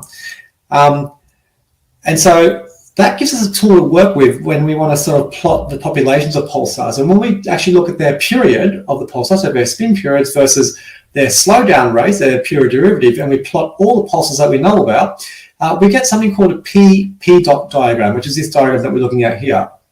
This is something that I've taken from my thesis as well, from last year as well. And what this kind of shows, it shows the evolution of pulsars over time. You can sort of follow their track a little bit as they move across this sort of plot. And they sort of, new pulsars that are formed sort of start about here. And we know that because we can see that the symbol for supernova remnants is this little star-like symbol, and we can see some of the pulsars are actually associated with supernova remnants. So they're sort of starting up here. They've also got like they've got different period derivative, and they're spinning much slower as well. Now, over time, they release their energy out into space, be it magnetic dipole radiation or the electromagnetic emissions, and they sort of follow a pathway that sort of takes them down and into this sort of section over here, which is where the majority of the pulsar population lives. I should point out as well that we do have the magnetars, those very powerful ones, and they all live up here in this corner up here, and that's where the most powerful magnetic fields are as well. But going back to our pulsars, the majority of the pulsar population lives here, and it sort of live out their life for about 10 to about 100 million years, giving off their energy, and eventually they get to the point where they actually have slowed down enough where they can no longer be producing emissions. Remember, we do need to have that fast rotation and that strong magnetic field to create those beamed radio emissions. So they land in this sort of shaded area called the appropriately called the Death Valley, and that doesn't mean that the pulsar is dead. The pulsar is definitely still alive and well and truly there. It just means that the emissions of the radio emissions have actually stopped being detected, and therefore we can no longer see it. But it's just a firmly cooling neutron star at that point. And so, that's kind of where we fit, where some of those pulsars' lives as radio emitters end, but they still go on cooling as firmly cooling neutron stars. But something interesting also happens in this plot, and you might have noticed that there's a subpopulation that lives down in this corner over here in the bottom left. And here is, they've got very fast spin periods, they've got very low magnetic fields, and they've got low period derivatives as well. And so those sort of features give us some clues as to what's happening here. And I'm about to show you what happens next in the slide, but just note that next slide will have quite a bit of flashing. So if you're susceptible to that flashing, I would probably definitely turn away from the next slide. So in this animation, which is a very short animation, we have a pulsar that's in a binary system, which is a regular kind of star. And that's kind of interesting in itself, right? Because remember, the pulsar to form had to undergo a supernova event. And that this binary survived that supernova event is quite interesting. But eventually the pulsar slows down enough, and the companion star reaches a point in its life where it expands and sort of spills over its material into the pulsar's gravitational field, and the pulsar sort of steals up that material and accretes it and spins itself up as part of that process. Of course, it's transferring angular momentum to it. And so what happens is the pulsar that was once spinning around then went quiet is now spun up to rotational energies that are fast enough to restart the engine that creates those pulsar radio beams. And so then you have a millisecond pulsar, which is spinning very fast, and a companion, which is a white dwarf in a binary system. So what can we use our pulsars for? Well, it turns out there's a wide range of experiments that we can do from the comfort and safety of our own home without getting too close to one of these nasty things. So for example, we can time our pulsars and try to work out how dense their material is, especially when they're inside binary systems. So this material that's inside the pulsar is under enormous pressure and under enormous gravity, and we still really don't know what goes on inside these pulsars. So I guess learning about how matter behaves under these conditions can teach us a whole new level of science. In other cases, we also find exoplanets around pulsars, and it's very, very rare. I think there's only about 9 or 10 that have been found so far. Because remember, during that supernova event, when the star blew up, most of the actual planets would have been lost or destroyed. But we have found a few, and in fact, the very first exoplanets, the very first planets that were found outside our solar system, were found around the pulsar in 1992. The other thing we could do is that because pulsars squeeze so much material into a very small space, it makes them really extreme environments. And when they're in these binary systems, that makes them very valuable for us because we could then use them to test Einstein's general theory of relativity, which is our leading theory of gravity. We'll never be able to create these kind of conditions on Earth. So having these remote access laboratories is kind of very, very useful for us to test these extreme situations where gravity is actually interacting between these two systems. And in the 1970s, mid-1970s, I should say, scientists did just that. They observed a pulsar and a neutron star in orbit around each other. Now, as part of this system where there's a pulsar and a neutron star and it was orbiting in a certain time frame, general relativity, so Einstein's theory predicts that these kind of systems should radiate gravitational waves. And as a result of those gravitational waves being radiated, the general relativity tells us that the distance between these two objects should shrink. And so scientists measured this value over time and found that it matched literally almost exactly the value predicted by Einstein's theory decades earlier. And here in this plot, you can see the solid line that's sort of arcing downwards over time. That's the actual prediction from general relativity. And the data points, these individual data points here, are what the observations were. And you can see how close they were, literally on top of that prediction line, which is remarkable because Einstein wrote his paper decades and decades earlier, even before people knew that neutron stars and pulsars existed. As I mentioned earlier on, millisecond pulsars and pulsars in general are located all across the galaxy, which means that we can turn the galaxy into a very large-scale detector, and we do that to actually look for very low-frequency gravitational waves. And you might have heard about this about a month ago as well, where our team and several other teams around the world we announced the strongest evidence yet of detecting these types of gravitational waves, which is all extremely exciting. Now, gravitational waves were sort of predicted by Einstein, about just over 100 years ago. In the mid-1970s, as I just mentioned, there was some indirect evidence of gravitational waves found through that pulsar neutron star system. But in 2015, our first very direct evidence of gravitational waves were found by the LIGO and Virgo collaborations around the world. But the gravitational waves they found in that year and since then were related to stellar mass gravitational waves. So when a star or a very big star explodes and creates a black hole or a neutron star. But the gravitational waves that we're talking about here, when you use pulsars from around the galaxy, are related to masses that are billions of times the mass of the sun. So the supermassive black holes that reside in the center of galaxies. And when they sort of orbit and in-spiral around each other, they effectively release these radiate these nanohertz regime gravitational waves, which we can use pulsars to detect. And it's telling us about the story of how galaxies merge and collide over the history of the universe. I won't go too much into detail about this because it's a whole other talk in itself, but a very quick shameless plug here.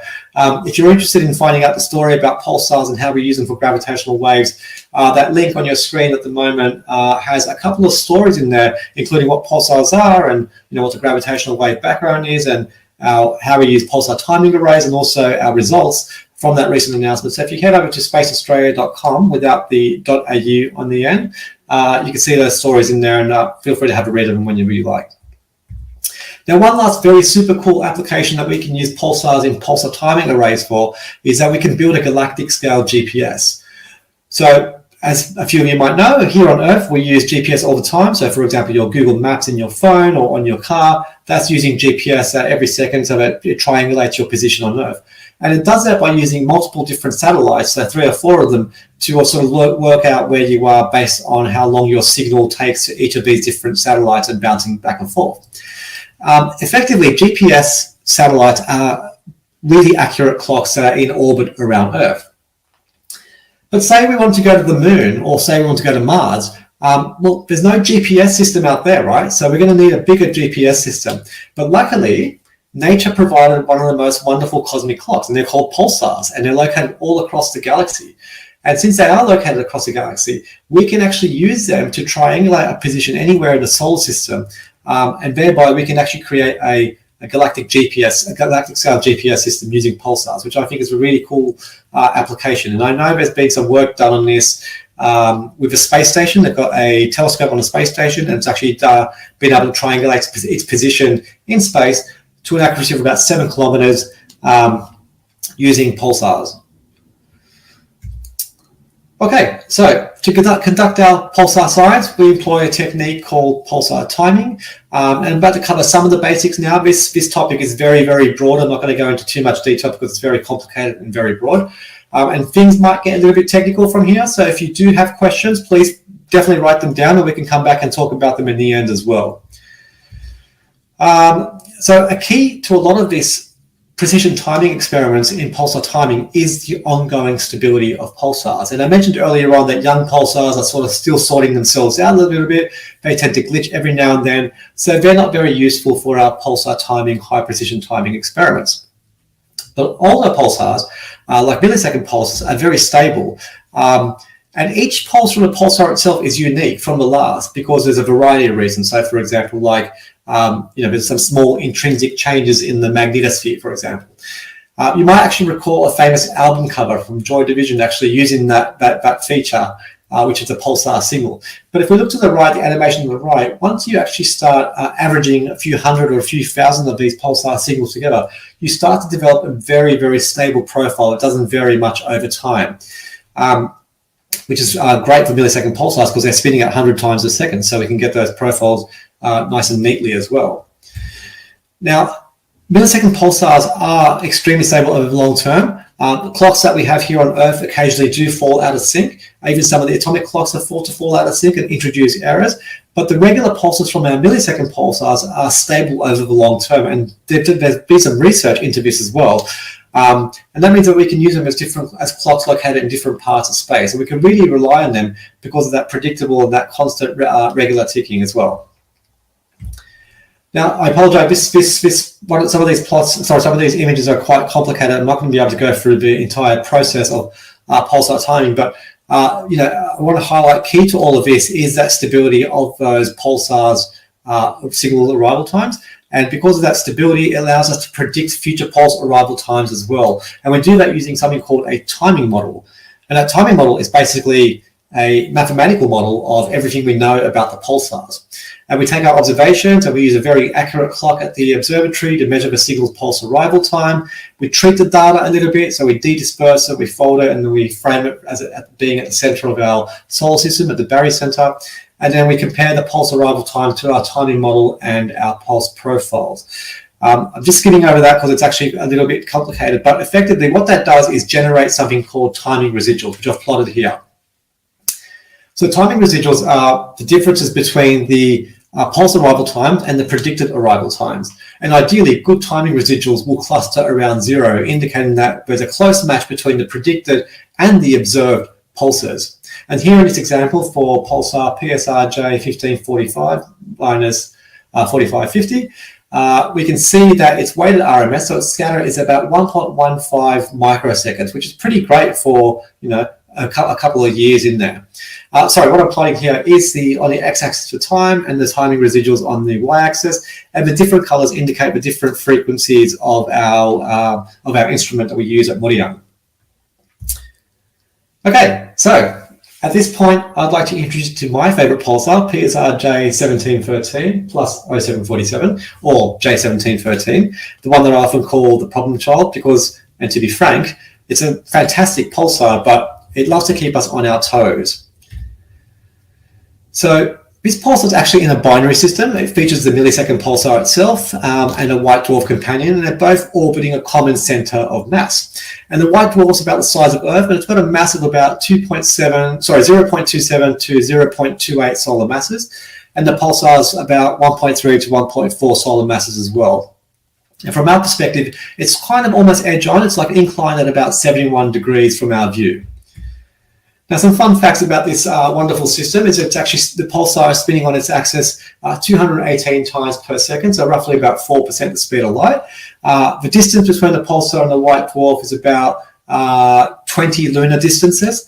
If a perfect circle is if a perfect circle's eccentricity is equal to 0, the eccentricity of this orbit of this system is a near perfect circle. It's at 0.0000749, and when we apply a few assumptions, and there are some uncertainties involved in this calculation, but when we apply a few assumptions, we think that the actual pulsar's age might be about 8.9 billion years old. But again, those assumptions have a high degree of uncertainty on them as well. So it's not just my favorite pulsar. This happens to be a favorite pulsar amongst a lot of the pulsar timing folks around the world, because historically it's had a great stable profile. It's bright across a wide band of frequencies, and it has a lack of intrinsic spin noise, which gives us some excellent residuals. So you can see in this plot down the bottom, which the data extends back all the way back to about 2004. So it's a very long time. It's about 19 years of observations. Those timing residuals are still very tightly clustered around 0, which indicates the stability over the long term of this particular pulsar. So what makes me interested in this pulsar, and what's my research about? Well, in May 2021, radio telescopes around the world started noting that their data showed something weird had happened a month prior in April. And this, as I said, this pulsar is normally stable for a very long time. And what happened was, in a nutshell, J1713 threw its toys out of the pram and had a tantrum. And these, in this little graphic here, all these radio telescope icons that you can see on the map are the locations of the telescopes around the world that actually observe this event as well.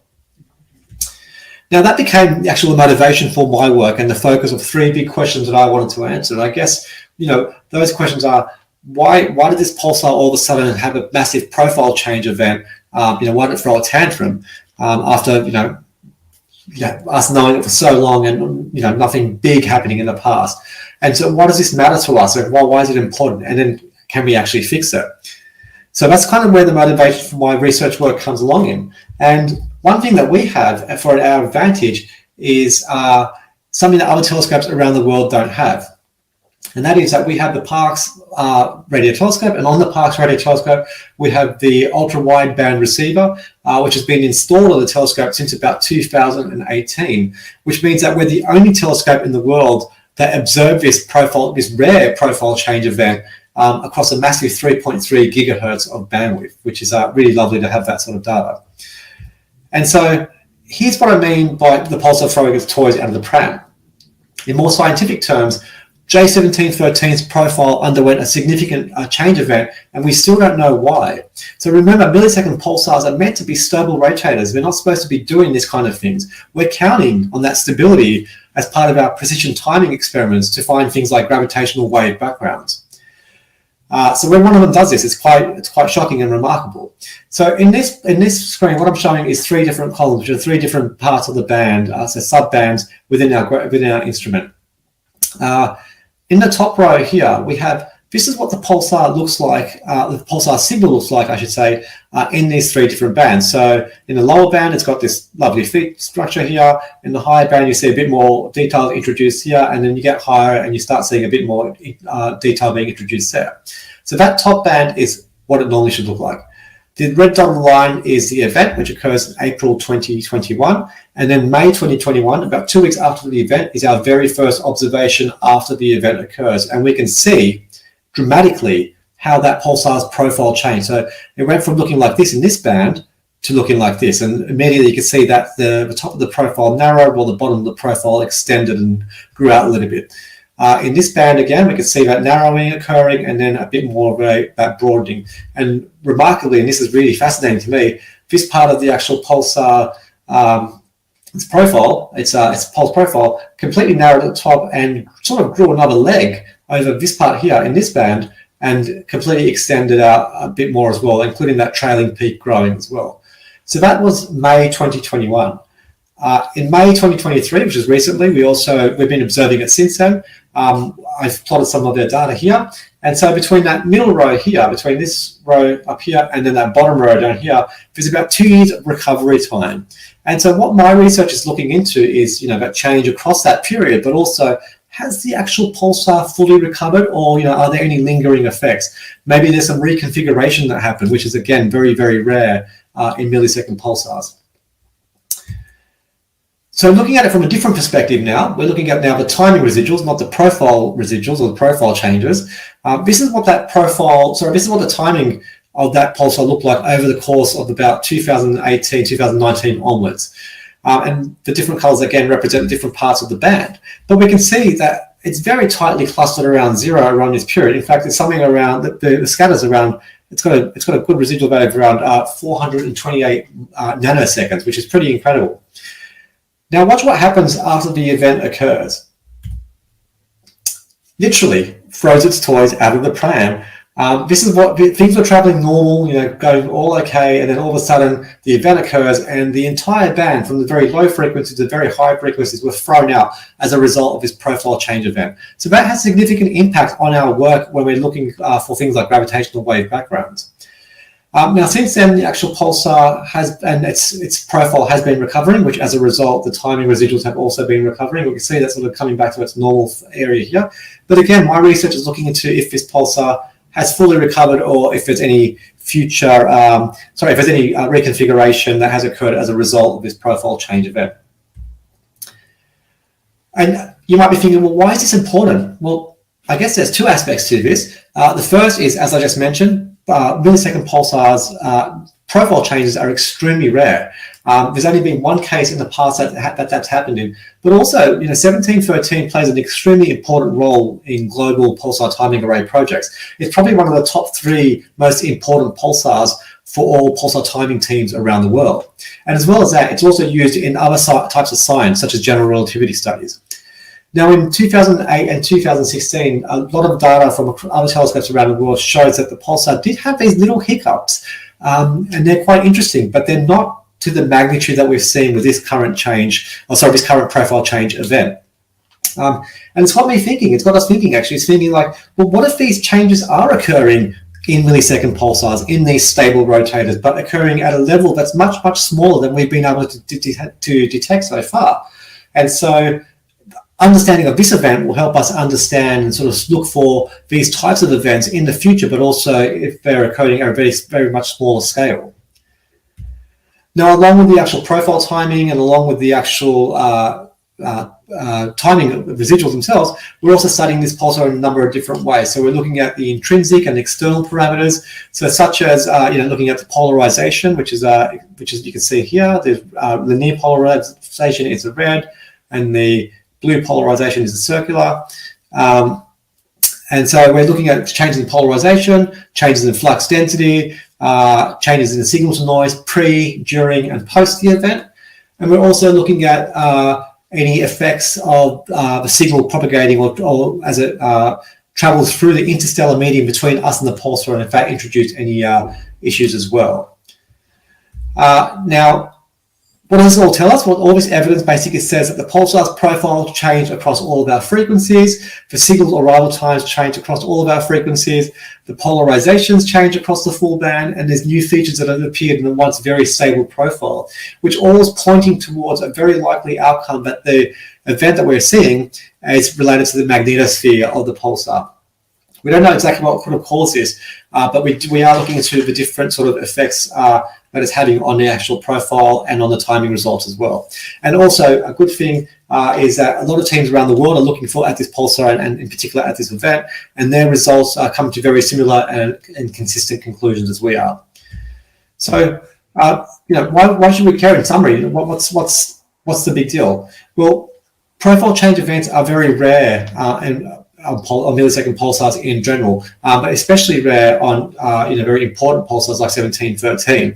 And we believe this profile change is a result of this magnetospheric event, and it might have actually potentially sustained a long-term change. So if we're able to confirm this, it will only be the second millisecond pulsar to exhibit such behavior that we know about.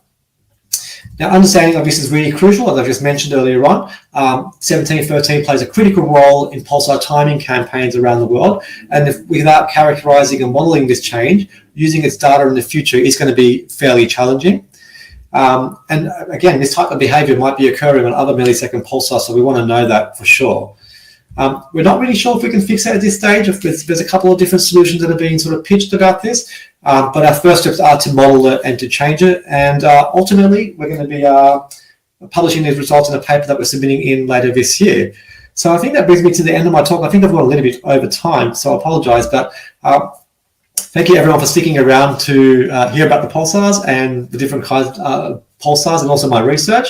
If this sounds like something that you're interested in or you want to ask me some questions later on, feel free to sort of reach out to me on socials. I'm on Blue Sky, I'm on Instagram, on LinkedIn and Mastodon, and I'm a little bit less on Twitter these days, but I do have a profile there. My name's Cosmic Barney on there. I hope you've enjoyed this talk, and thank you to the ASV for this opportunity as well. So thank you, and I'll be happy to take some questions. We have some questions.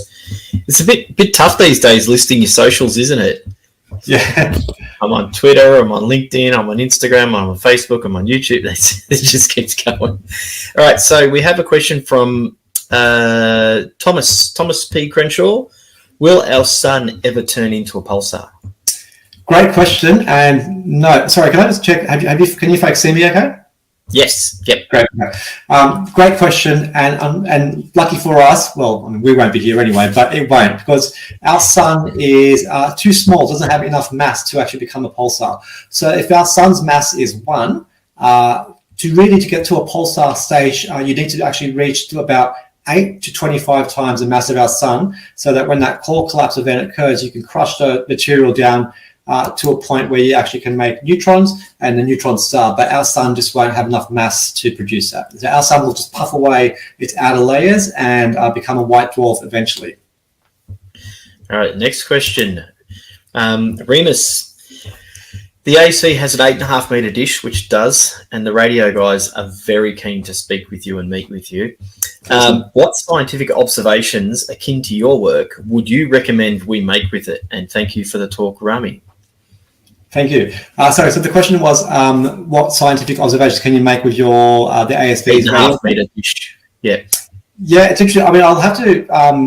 I'd love to speak more about this in detail. It'd be interesting to know the type of receiver you folks have. I think it's a hydrogen. I think it's a hydrogen receiver, if I remember correctly. Yeah. Why don't we, Mark, if you can connect us to the right people? I mean, absolutely. I know to speak to, and yep. we love the work of amateurs, amateur radio astronomers around, and pro-am radio astronomers around the country. We've got not sure if you folks know him, a gentleman by the name of Steve Onley, who does some amazing work from his Hawkesbury, just north of Sydney observatory, where he's got a couple of Yagis, and he's been able to detect VLAR, the pulsar, using the Yagis. So an 8 meter dish might be quite cool, actually. Cool, that'll be good. Emma wants to know if pulsar beams directly hit Earth, would it cause effects on humans? For example, headaches and back pains. No, it won't. Pulsars are really very far away, and the radio beams that we get from them are extremely weak, and we have to sort of amplify the signal quite a bit to actually get In fact, I think I don't quote me on this, but I've read somewhere that all the radio observations in the history of radio astronomy, if they were all summed together, the actual the force it will apply would be less than a snowflake falling. So it's actually, they're very, very weak, and there's the signal's very, very weak against the background. All right, next question from Shannon. Would I be right in assuming that the first exoplanets that were found around a pulsar were particularly large? No, it's quite the opposite. They were actually tiny. So it's interesting because I guess, and in a couple of weeks, I'm giving a talk at the Macquarie University Astro Night about this very topic, because I find this very fascinating in itself. So when the supernova occurs, as part of the pulsar being born, any planets that were in the system will either be flung away because of the change of mass, the rapid change of mass of mass distribution in the system, or they might be just blasted away or evaporated as part of the explosion, etc.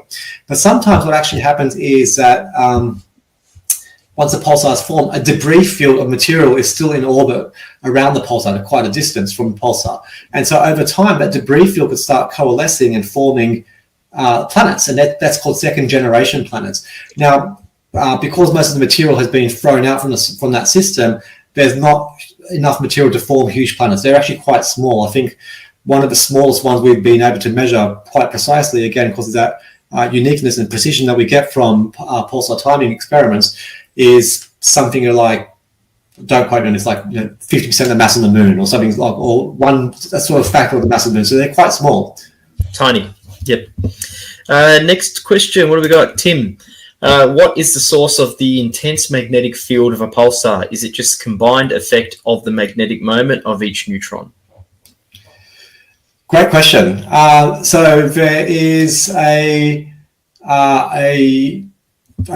number of different approaches to this. I probably will have to get a proper answer for you because I don't remember off the top of my head right now. But effectively, the massive when the progenitor star has a massive sort of magnetic field, it's spread out across the entire star. When that collapses inward, it imprints on the actual pulsar itself, and then you're left with this powerful magnetic field. But I will probably get a proper answer for you on that because I can't remember off the top of my head. Okay. Thomas has got another one for you. Question about timing. Are young pulsars more likely to explode or go nova because of high spin, unstable, compared to older pulsars? No, they generally don't explode or anything like that. They pretty much remain the way they are. They can be in binary systems where they accrete material from their companions over time, which creates sort of maybe produces hotspots or gives them some radiation, X-ray thermal properties. But they don't generally explode. And the older pulsars have already accreted that material through that process when they're in binary configuration, and they've been spotted for millisecond periods. So again, they don't explode; they just remain and live out their lives for billions and billions of years. Yep. All right, we've got another 4 questions. You've got a few. Yeah, coming. Shannon, what would the sky look like if you were standing on a pulsar that spins on its axis so fast? Would it be constant star trails or just plain dizzying? Very, very good question. And that's, I don't have an exact answer for that right now because I'm about to research that for my talk that's coming up in a few weeks. So my talk in a few weeks is literally going to be, can you imagine living on a pulsar? Like, forget all the fact that it'll kill you and it'll vaporize you and it'll crush you from its gravity. If you were able to bypass all of that, can you actually live on a pulsar? And if you could, what would it actually look like? And some of them are spinning extremely fast at 716 times a second or 200 times a second. Some of them not so fast, they spin a bit slower, but I think it'd be quite interesting to put yourself on a pulsar and observe the universe around you. Okay, next question from Tim. With the pulsar timing change, can you be sure that it is the pulsar and not a burst of dispersive media passing between the pulsar and Earth that could give the frequency changes that recover as the density of the medium reduces with time? I don't know if that makes sense. No, it does. That's a great question. Yeah, we've got some pretty good members within the ASV. So yeah, no, that's a very, very cool and very technical question. Yes, so we can work out different ways of. So we can look at the data in different ways. So effectively, let me think about this. There's a couple of ways that the interstellar medium can cause the pulsar signal to be dispersed, delayed, or scattered, or broadened as it travels from the pulsar to us. Now, a dispersion measure event usually has a signature that has the timing residuals scaled with the frequency scale to the power of -2. And so when that happens, we actually can measure that value. And if it's a broadening effect, it's actually, a scattering effect, the frequency then scales to the power of frequency to the power of -4. And again, when we checked our data for this case, none of those things were showing. There's also something called plasma lensing, in which that the pulsar, the interstellar medium causes multiple images of the pulsar to be presented at slight delays. But we don't think that's happening in this case, because effectively there's complex morphologies that we're seeing across different parts of the band that aren't reflected in the profile. It's not the same profile that's sort of being replicated at different times. There's unique sort of features in the profile there. So yeah, that's a great question. Thank you. We don't. I should add to saying we don't think it's actually the interstellar medium. We're not ruling it out either, but we're pretty certain this is magnetospheric in origin. We're like, I'm not going to put a number on it, but we're very, very certain it's magnetospheric in origin. But there's always I like to actually add a bit of uncertainty into my answers because that's what science is. Oh, good. Rebecca has a question. What kind of lifetime do pulsars have? Does it differ from usual neutron stars? Yeah, it's a great question again. So pulsars, the classical pulsars, the young pulsars, and when I call them pulsars because they're beaming pulse beams in our direction, they probably live for about 10 to about 100 million years. But then, if you remember that diagram, the p dot diagram, some of them get spun back up, and that process takes billions of years. But once they're spun back up, they can actually last for a very, very long time. So, another couple of billion years. We don't really know the accurate answer to that because we've never been around for billions of years to measure the start and end time. But the process of forming a millisecond pulsar requires the companion star to undergo its nuclear timeframes, which means that process takes billions of years, and therefore the millisecond pulsar has been around during that process to be spun up. It hasn't been destroyed or wandered away. So they last for a very long time. They firmly cool over time if they're just cooling neutron stars. So we don't really know the exact number though. All right. And last one. Are the neutrons in the neutron star created via reverse beta minus decay? If so, would it still occur in the absence of antineutrinos? Sorry, can you repeat that question? So it's the reverse sorry, I didn't catch that. Are the neutrons in the neutron star created via reverse beta minus decay? If so, would it still occur in the absence of antineutrinos? I think that question is a bit confusing for me, but effectively neutrons are created during the core collapse event when the star is collapsing, that core is collapsing, the protons and the electrons are squeezed together to form neutrons, and they emit a neutrino as part of that process. And so that's how the neutrons get there during that core collapse event. That's why there's so much matter squeezed into the actual neutron star, because you're literally forcing the protons and electrons into each other and actually creating neutrons, and then releasing the actual the residual from that, which is the neutrino. Yep. All right. Last one is from Barry. Barry's our former librarian, who I don't think he quite understands how the internet works. Barry, you're not meant to ring me midstream to get me to ask a question. You meant to pop it in the chat, which he finally did. Ask, is the density of pulsars the same as neutron stars? 1 billion tons per cubic centimetre. Yeah, so neutron stars and pulsars are the same thing. There's just one of them actually emitting radio waves that we detect. So the densities are based on their radius and their volume and the amount of mass they have inside that radius and volume. So some neutron stars are 2 times the solar mass. Sometimes they're 1.4 times the solar mass. So if you use those numbers to work out with the radius of that star, you can work out its density as well. So that will depend on how much mass is squeezed into that area. Wonderful. I think that rounds out our questions. Rami, thank you very much for presenting for us tonight. It's been a wonderful talk.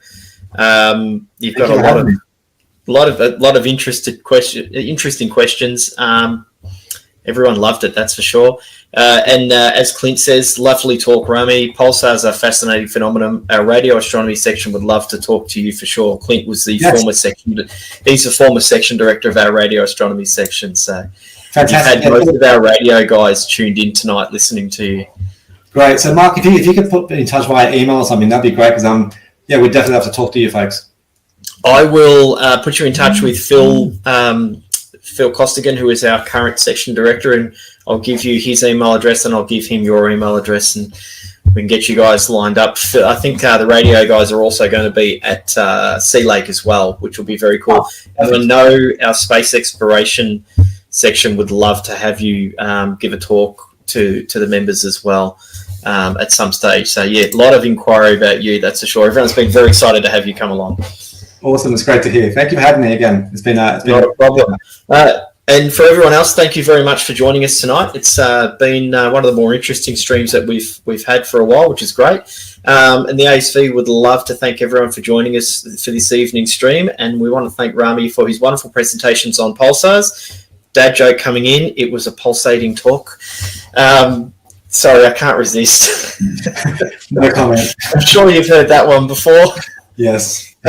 We hope everyone enjoyed tonight's stream, and we look forward to our talk in a few weeks with Elisa Harvey-Smith I think it's 2 Wednesdays from now it is. I'm not sure off the top of my head what date that is. And don't forget all of those wonderful ASV events and public events and member events we've got coming up. Check the website out for that. Once again, if you're watching us on YouTube, hit the like button. I think it's subscribe button. That's what I'm thinking for. And Facebook is the like button. And we will see you in a few weeks. We'll see you later. See you, mate.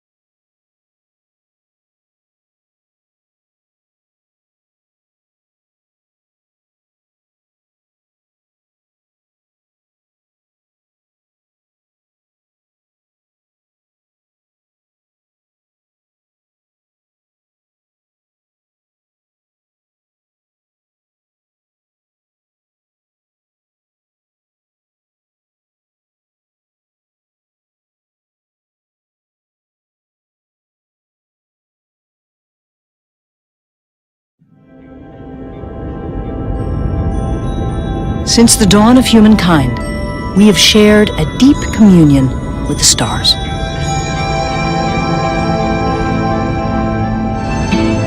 The universe around us inspires many of our most powerful beliefs about who we are and where we come from.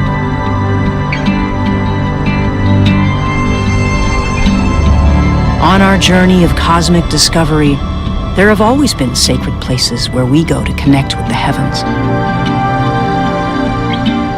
Places that help us make sense of all the wonders we see when we look to the skies above.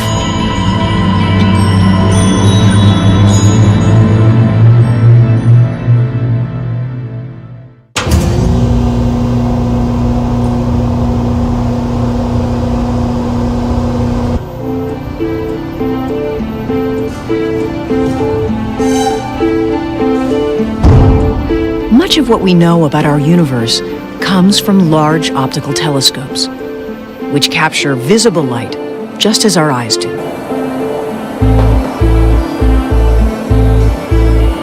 Like our eyes, these telescopes can only see the stars at night. Dawn brings an end to observations and to this optical astronomer's workday. But there are other telescopes built on a more massive scale that work around the clock, gathering invisible light from space. The Carl G. Jansky Very Large Array. This vast collection of dishes is among the most accomplished telescopes in history and one of the most recognizable. These radio telescopes, rising like giant flowers from the New Mexico desert, are monuments to human ingenuity. How are you going to convince your people to allow Americans to go on the flight? We are going to get there first, and you have the knowledge.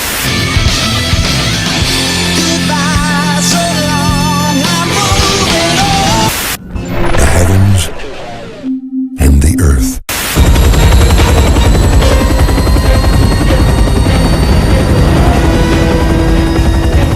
Data transfer complete. Connor, we're joining you topside.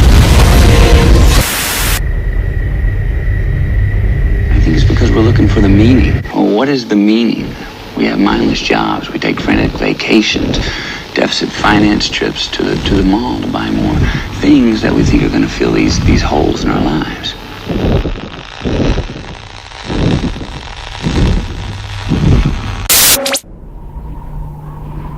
But beyond its fame as a scientific landmark and backdrop for talented actors, the VLA is the foremost astronomical instrument of its kind,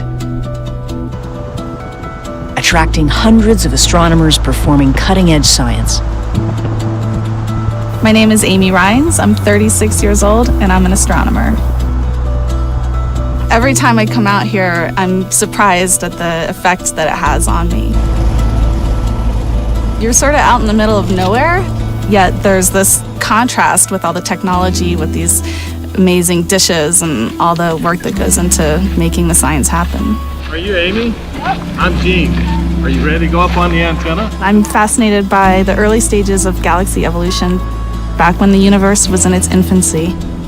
And I just want to know, where does it all come from? How does it all work? And what's our place? It's hard to study these early galaxies because they're so far away.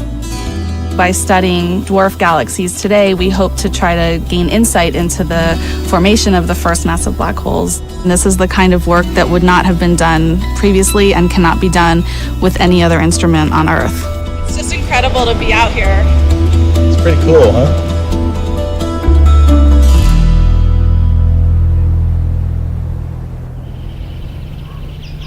Set within the natural beauty of an ancient lakebed, these dishes tower like sentinels over the desert floor. The Very Large Array didn't get its name by accident. Each of its antennas stands 94 feet tall, with dishes stretching 25 meters or 82 feet in diameter. They are spread across the desert in a Y pattern, up to 13 miles in each direction. Combined, They form a single giant telescope larger than all of New York City. This massive synchronized system monitors the cosmos day and night. The VLA's enormous size is necessary for the unique kind of light that it observes. Our eyes see only a small sliver of the light that reaches us from space. But objects throughout the universe emit light across the entire electromagnetic spectrum. At the long wavelength end of the spectrum is radio light. Because its wavelengths are so long, making sharp pictures from radio light requires a telescope that is miles wide. This invisible light reveals the birth of stars, the secrets of ancient galaxies, and the presence of black holes.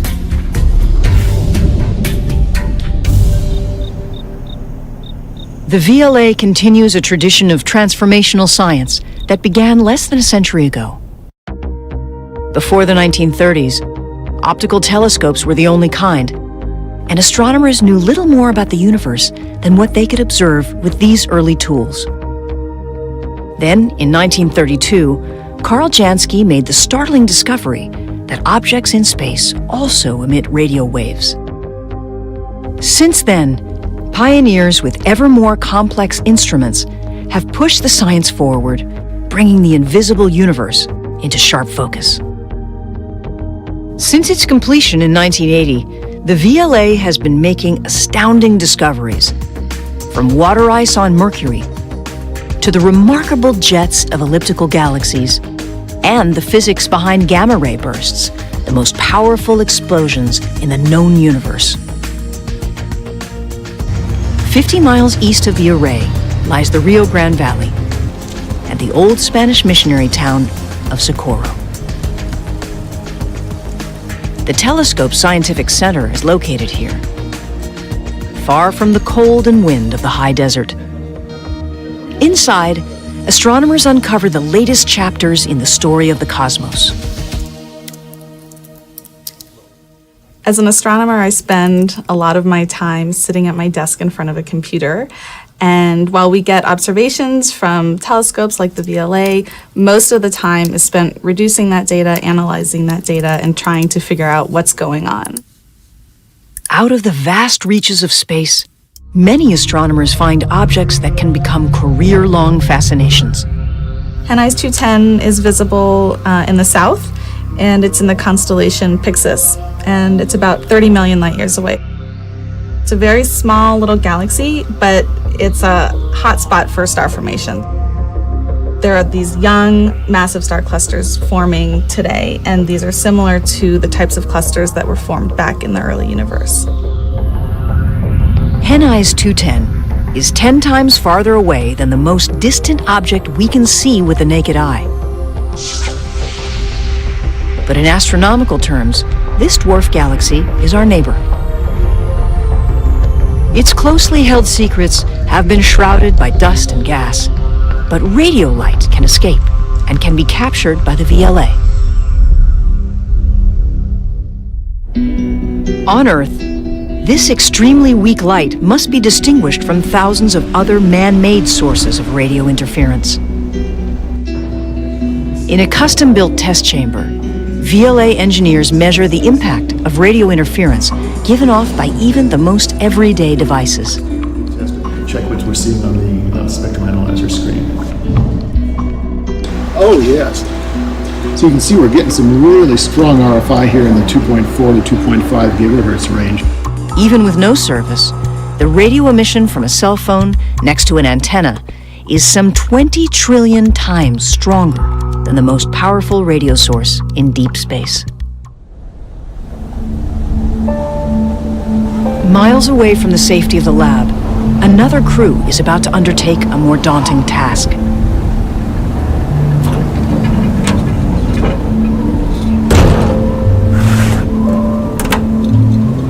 "30 feet above each antenna's dish is a structure called the apex. Every few months, personnel climb the thin beams to reach the apex for critical installation and maintenance of the VLA's P-band receivers. With gusting winds and difficult footing, harnesses are a must. Only the smallest crew members can squeeze into the apex itself.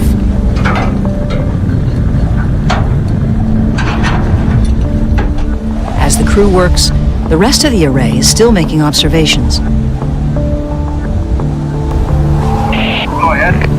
Yeah, can you give us color code for the RCP, LCP? These low-band receivers are especially important for detecting invisible hydrogen gas in the early universe, the main ingredient of future stars and galaxies. Regular upgrades like this are crucial to keep the telescope functioning at the level required by astronomers. But the entire array has also recently undergone a complete reinvention on a massive scale. After decades of stunning science, the 1980 vintage VLA was in danger of becoming obsolete. Without the resources to construct a new instrument from scratch, NRAO devised a strategy to rebuild the telescope from the inside out. We were able to conceive of a plan that would keep all the antennas the same, keep the rail tracks, keep the infrastructure that supports this instrument, but completely rebuild the electronics. Over the course of a decade, crews have worked to replace nearly all of the technology inside the telescope, creating a new instrument within its original skeleton.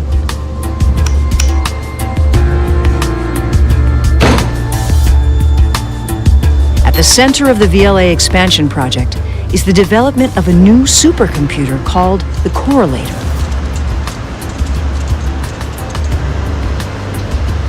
In a meticulously controlled clean room environment, this incredible machine, contributed by Canada, turns 27 radio dishes into one gigantic telescope.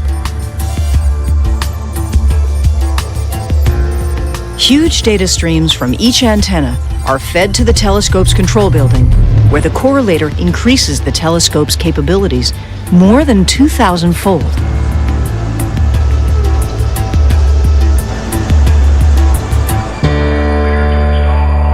After a 10-year effort, the reinvention of the VLA is finally complete. To integrate the newly upgraded antenna with the rest of the array, the telescope's maintenance crew must perform another vital task high on the desert plains in an intricate dance between man and machine.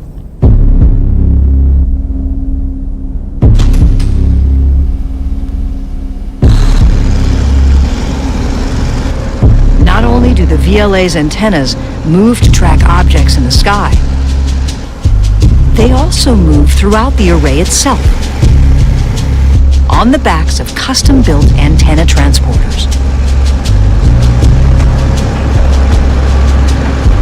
Engineers maneuver these 90-ton flatbed locomotives underneath the antenna's triangular base. 230 tons of steel and sensitive electronics is hoisted into the air, and the 94-foot-tall structure is slowly unveiled. The antenna's sheer size makes transporting it a potential hazard. The crew cannot move antennas in winds of more than 20 miles per hour. And maximum speed is just under 5 miles an hour. The array is crisscrossed by more than 40 miles of railway lines. The antennas are moved along tracks that lead 13 miles out from the center of the array to 72 separate antenna stations. These stations are connected to the main track by perpendicular spurs. When the transporter reaches the desired station, engineers use hydraulic jacks to pick up its wheel trucks independently and rotate them 90 degrees to make the turn.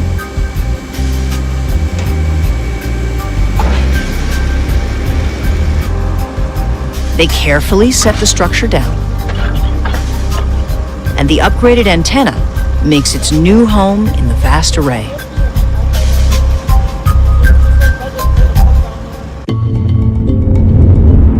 About every 4 months, the antennas are moved into one of 4 different configurations, A through D. Each configuration changes the depth and detail the telescope sees. Combining data from all 4 configurations delivers the best image quality. When the antennas are packed together in the D configuration, the telescope can see faintly glowing clouds of gas.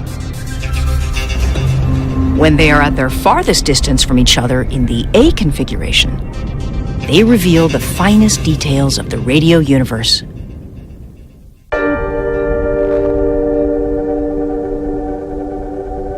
Now, with antennas fully spread out, the VLA is finally ready to observe the dwarf galaxy Henneis 210. The world's most storied radio telescope prepares to once again open its eyes on the universe. Copy that. We're getting ready to run the C-band observation. The antennas turn toward the southern sky. In the darkness above, the light that left Henneis 210 some 30 million years ago finally approaches our Earth. It has traveled more than 150 quintillion miles and persevered through gas and dust to share its secret.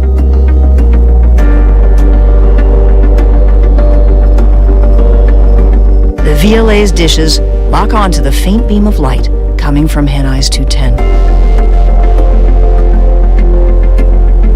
The radio emissions flood the telescope. And for a few short hours, 2 distant realms share a fleeting connection.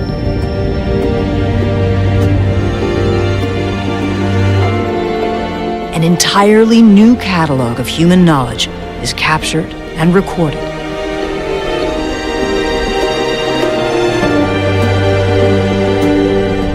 And this 21st century astronomical instrument plays its part in a human journey that began many ages ago.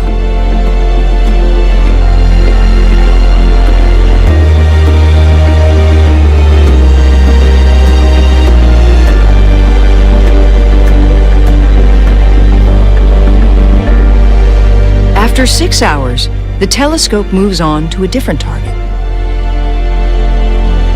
But the secrets from the distant galaxy have been saved on a microscopic scale. Like messages in an ancient language, they must be deciphered.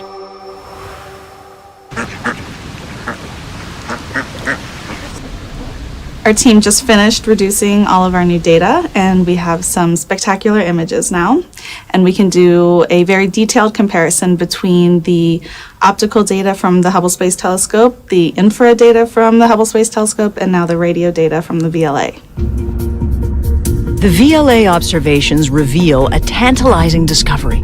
We found this source of radio emission that looked very much like it might be a supermassive black hole in this tiny little galaxy. Deep in this dwarf galaxy, less than 30 times smaller than our Milky Way, a hulking giant is feeding on the surrounding gas.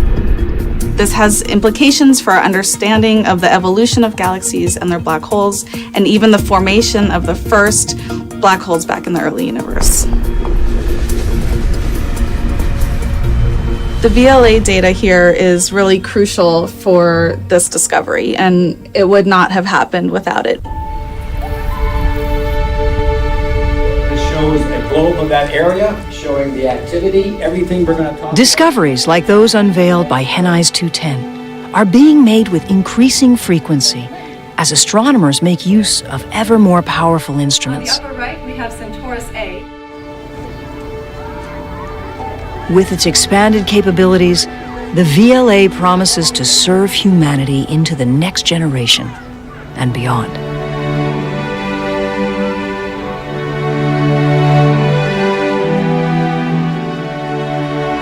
Let's count how many there are. 1, 2, 3, 4, 5, 6. Yes, ma'am. There are 28 of the VLAs. Very good. There are 28 dishes or antennas. And on this windswept plain in New Mexico, the seed of tomorrow's revelations is already being planted. As a new age looks up on the sky and wonders.